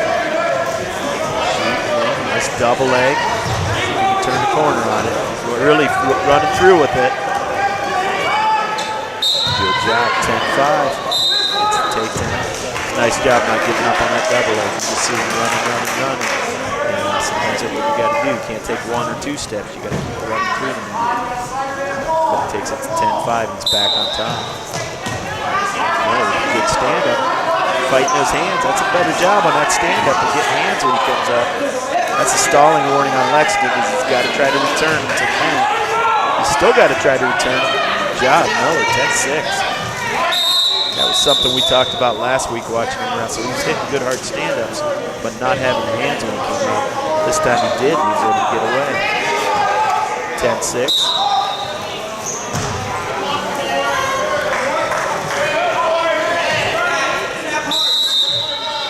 Both guys in a collar tie up here. Miller going for the headlock. Ooh, slipped off it. Good job fighting that. 2 there. Make it 12-6. On deck, mat number 3, 220 pounders, Aiden Nickel of Lexington. Lexington, Colt Cox of West Holmes. You're now on deck for mat number 3. In the hole for Madison, sophomore at 170. pounders. Dominic Weitzel of Madison, Gabe Hartman of Mount Vernon. You're now in the hole for mat assignment. Angelo Seitz. Angelo Seitz, a freshman. Miller still 12-6 down on the bottom of the second period. Another escape, 12-7.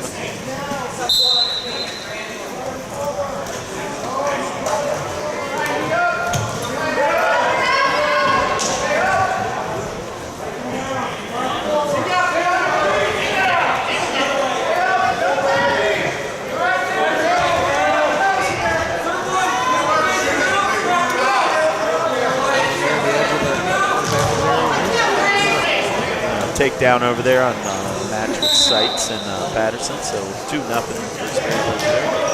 Seitz has a leg in, working crossface and power half. Still 12-7 over here with Miller. Not much scoring yet here in the second period.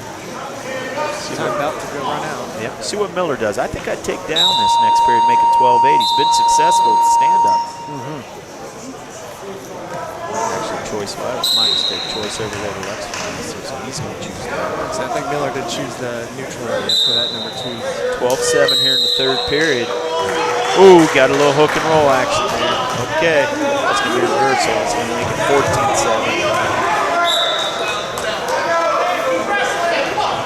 Out of bounds, back to the middle elbow. Nice move. Yeah. Par with a little hook and roll. And Patterson over there on his back. Looked like he got caught in a little bit of a chin whip. This is tight. They're not going to get out of this. Just got to hope to survive it.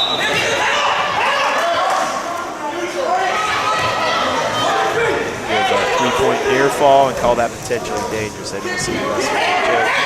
Miller there with a reversal. They want to go back up to their feet. They know they got a big move here. It's 14-9. Now with the escape, 15-9. So they got to get a throw. 5-point move would tie it. Miller's trying to get the tie up he wants. Ooh, he's in and over and under. If you're par, you want to elbow out of this. You don't. Ooh, comes into the bear hug. Nice job. So he didn't want to be there. Miller tried to reach up over the head. Par felt it. He just went right to a bear hug. So that's going to make it 17-9. To his feet, 17-10. Both these guys giving it their all, though. The freshman make the car work for this victory. I think he, after that near pin situation right there at the end of the first, I think it's been a little bit. Oh, he's got the headlock. He hit it. This is going to be 2. He's going to have to pin him to win. 3 back points isn't going to get you the victory. You're going to come up about 2 points short. But if you're Miller, you just want to finish this. He's got his hips up high. Parsh is trying to get back to his base and survive it. And he does, but it's probably about a 3-point match now after the kick out. Coach Miller, he's got another headlock opportunity. Oh, he slips it this time. Boy, the freshman really pushing this match. I think that desperation will allow trying to, a quick slip. I'll tell you what, I wish I can't keep track of the score on this one. I think it's about a 3-point match. It's probably, to be honest, something like 18-15. Barge is trying to survive this onslaught at the end. We've got another match here for West Holmes on the far as well against Lexington. That would be Colt Cox, his hero, back up in the throw situation. Miller did get the escape. A throw would win this for him if he could get it. He's got to dig in and get the tie up. There's probably about 5 seconds left. I see the towel guy out there, and that's it. Wow. Heck of a match. Heck of a match. Heck of a match. Both those two well wrestled. Probably the best complete match I've seen out of that freshman all year. Really hit some good offensive moves. Nice job. Proud of that effort. And him and his brother there exchanging a hug and well earned. Looks like Lexington going to get the pinfall victory there. Yep, and that'll be the end of the day for Colt Cox. A rough day for Colt Cox. He had easily probably one of the deepest weight classes here in the tournament, 220. Everybody had somebody, and everybody they had was tough. So that'll be the last wrestler for West Holmes. We're going to end up with, looks like 4 league champions, Smith, Taylor, Strauss, and Kaufman, and looks like Miller, Larimore, and Brewer probably going to end up with runner-up in their weights, but all in all, it's probably going to lead to a second-place team finish. We'll see what the final standings look like. It looked like Dakota Patterson ended up losing with a technical fall there. So. catch up on that. Make sure you had that right. So, as you mentioned, now down to where we don't have any West Holmes wrestlers on the floor. I don't think there's anybody left to go for West Holmes. No, Cox will go final participant in the weight class. So West Holmes now with 235 points on the day. Good for second place right now. Ashland sits at 293 for third place. Madison at 113 in third, but it's a close battle with Mount Vernon, who are at 112. So that seems to be the battle there as far as the O.C.C. goes. And then Worcester sitting at 77, 57 for Mansfield Senior and Lexington at 8 points on the day. Well, all in all, if you're Scott Vaughn, you've got to be pleased with what you saw. I mean, we're still down 2 starters today. I mean, we're missing our heavyweight, Colin Gardner, and our normal 145-pounder, Connor Barnes. Michaela Blairmore stepped into a really nice job at 145, the sophomore, bumping up a weight and going 2-1 on the day. I'm sure Gardner would have liked to have been out there and secured some wins at heavy. I don't know if it would have been enough to make up that point difference. Probably not. But all in all, for a young team, well-wrestled O.C.C. tournament. Absolutely. Now, you were kind of keeping track of the win-loss records here, and it's your handwriting. I'm going to let you kind of run through here because I couldn't quite keep up with some of this. I'll take that. Let's recap that. Well, we'll start with the guys that won league titles. Brady Smith, 3-0 on the day. Mason Taylor, 2-0. Jimmy Strauss, 4-0. Tucker Kaufman, 4-0. Tucker Kaufman, 4 points. Actually, Strauss with a big major decision winner against Atkins. So those were very impressive. Looking at the rest of the day, I already mentioned Cale Blairmore at 145, runner-up at 2-1. Corbin Miller, Catbird, 2-1 at 126. The senior coming in, bumping up a weight again and doing a real nice job. Gavin Greer, senior, 3-1 a day. I'm sure he's disappointed in the way that turned out at the end, but terrific comeback here. He was looking a little injured here last week, and he came back and put together a nice tournament. Also on the day, we got Elijah Baldwin at 195. Tough weight class, 2 tough kids that are wrestling right now for their championship. He was 2-2. And then other guys winning on the day was Noah Tish, got a win, and the freshman Bowling, Patterson, Miller, and Cox, all having tough weights, rough days.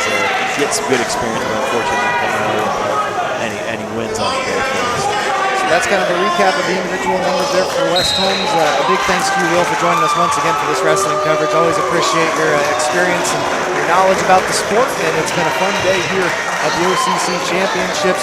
Let's run through our sponsors one more time here for Critchfield Law being part of the folks that are helping us be on the air. Denko Marketing, Yoder Lumber, MRV Cider, Rody's IGA Marketplace, Commercial and Savings Bank, Finish Line Auto Body and Telling, Kaufman Realty, Millersburg Electric, Kind Lumber, Holmes Siding, Millersburg Tire Service, Holmes Lane Electric Cooperative, Premier Pharmacy, also Village Motors, RES Auction Services, and HER Realtors, and Wayne College. And then I also want to thank WKLM and the folks at Claxon Communications, Ethan Parrish and Casey Claxon, Will O'Donnell for joining me. I've been Brandon Benter, and once again, this has been the O.C.C. wrestling coverage here from the tournament for the O.C.C. from the Dungeon. Final scores as far as the team numbers go, as far as I have here listed on the site. Ashland at number 1 with 293. West Holmes finishing at number 2 with 235. Madison Comprehensive at number 3 with a 113 score. Mount Vernon finishing in 4th with 112. Worcester in 5th at 77. Mansfield Senior at 6th at 57 points. And Lexington finishing in 7th with 8 points on the day. A big thanks to everyone that joined us here on Facebook and YouTube. I think we're probably going to keep the video feed running here for this final matchup of the day, but we're going to go ahead and step away as far as the announcers go. Thanks so much for joining us, and I've been Brandon Bender. Thanks to Will O'Donnell, and we'll talk to you later.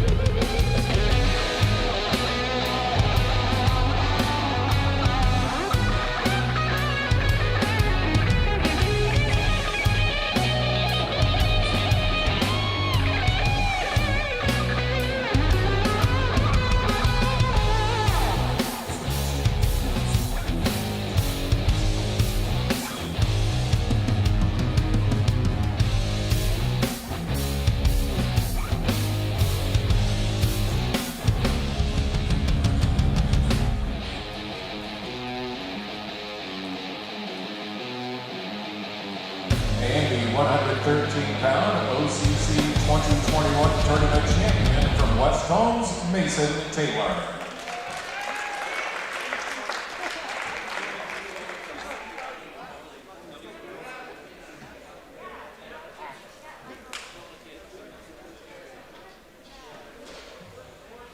Now at 120 pounds, finishing in third spot at 120 pounds from West Holmes, Noah Tisch. The 120-pound runner-up from Ashland, Case George. And the 120-pound Ohio Cardinal Conference Tournament champion representing Mount Vernon, Colton Spurgeon.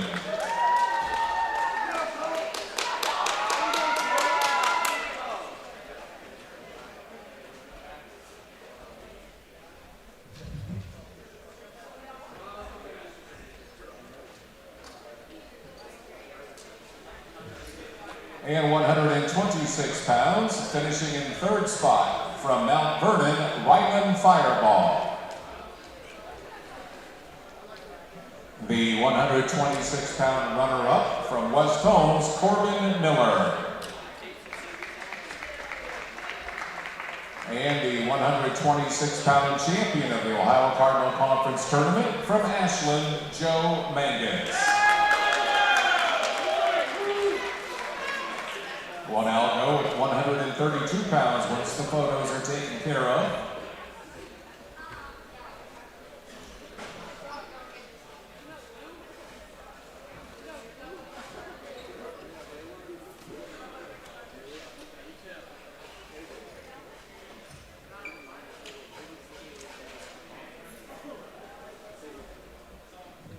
Okay, 132-pounders, finishing in the third spot from Mount Vernon, Connor Lang.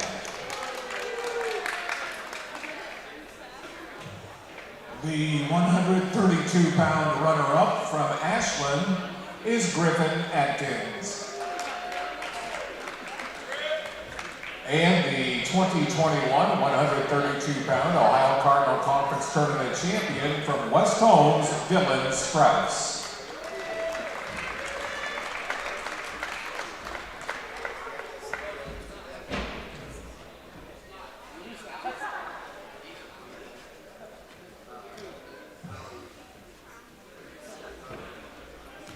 And we'll now go with 138-pounders. Finishing in third spot from Madison is Devin Vasto. The 138-pound runner-up from Ashland is Colt George. And the 138-pound champion of the Ohio Cardinal Conference Tournament from West Holmes, Tucker Kaufman.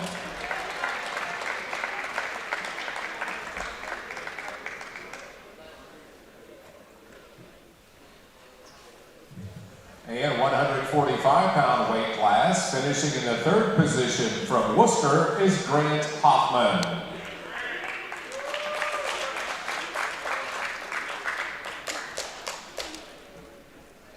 The 145-pound runner-up from West Holmes, Caleb Larimore. And the 145-pound champion of the Ohio Cardinal Conference Tournament, picking up his fourth O.C.C. championship from Ashland, Jaden Jones.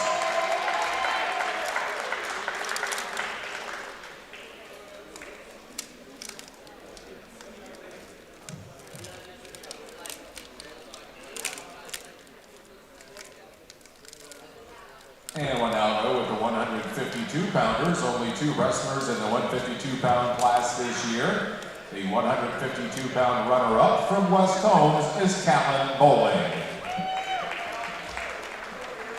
And the 152-pound champion from Ashland, Chase Dillow.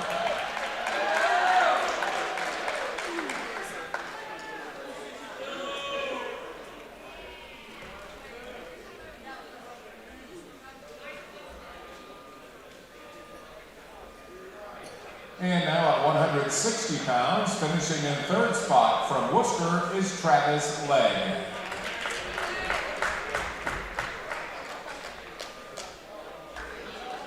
The runner-up at 160 pounds from West Holmes, Gavin Greer.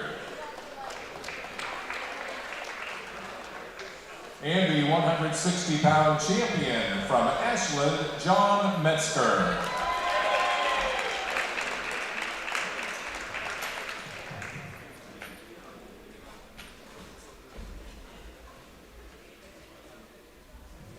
And now 170 pounds, finishing in the third spot from Mansfield Senior is Leo Hess.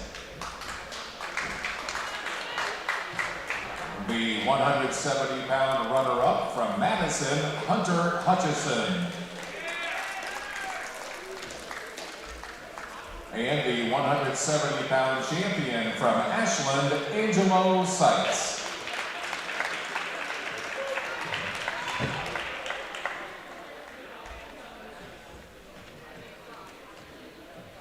And now the 182-pounders, finishing in third spot from Lexington, is Eamon Parr.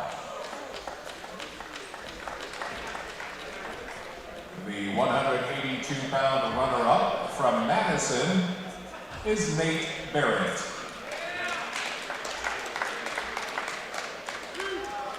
And the 2021 Ohio Cardinal Conference Tournament champion at 182 pounds from Ashland, Brady Welch.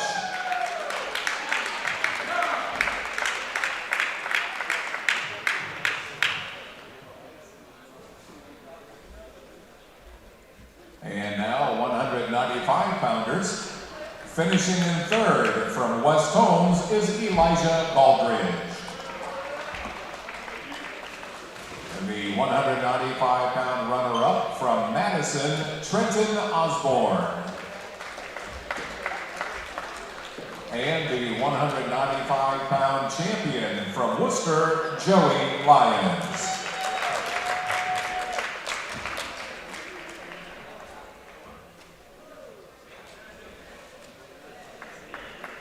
And now we'll move to the 220-pound weight class.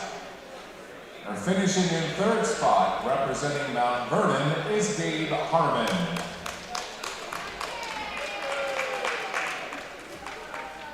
The 220-pound runner-up from Mansfield Senior, Mackay Bradley. And the 220-pound champion, getting his fourth O.C.C. title, from Ashland, Jacob Beverly.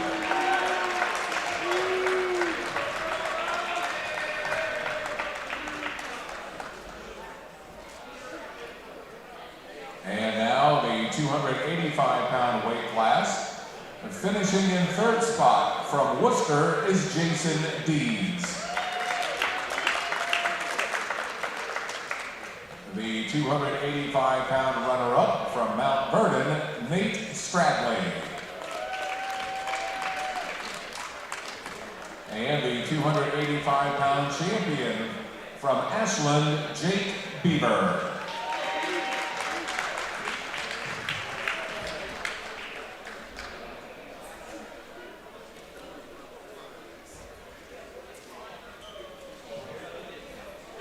Okay, now we have some other awards to hand out. This is the Ohio Cardinal Conference Coach of the Year, as voted on by the other coaches in the conference. The 2021 Coach of the Year of the Ohio Cardinal Conference from Ashland, Sean Cedar.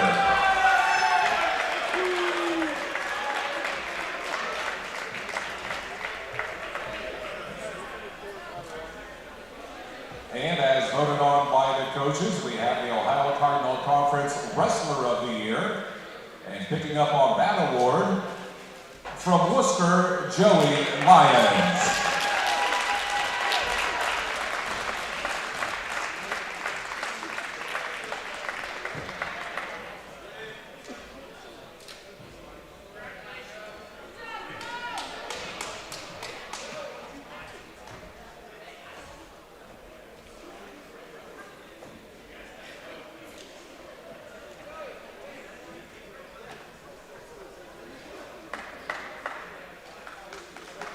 And we have the team awards to hand out right now, and these are your final team standings.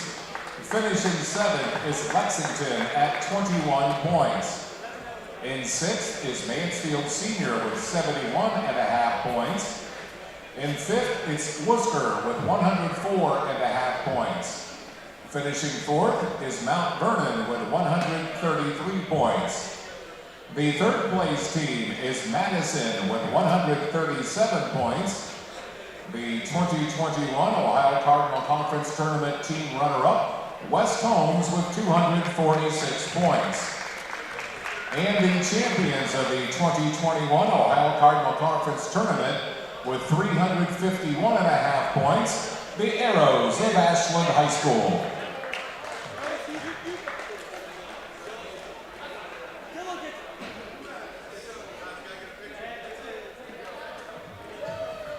And that will wrap up everything that we have for you today. We want to thank each and every one of you for coming out and hope that you enjoyed the wrestling. And our thanks to all the volunteers who helped put on this conference tournament. Best of luck to the wrestlers as the season continues. And please, have a safe trip home. High School Wrestling on Facebook Live is a production of WKLM Radio and Claxon Communications.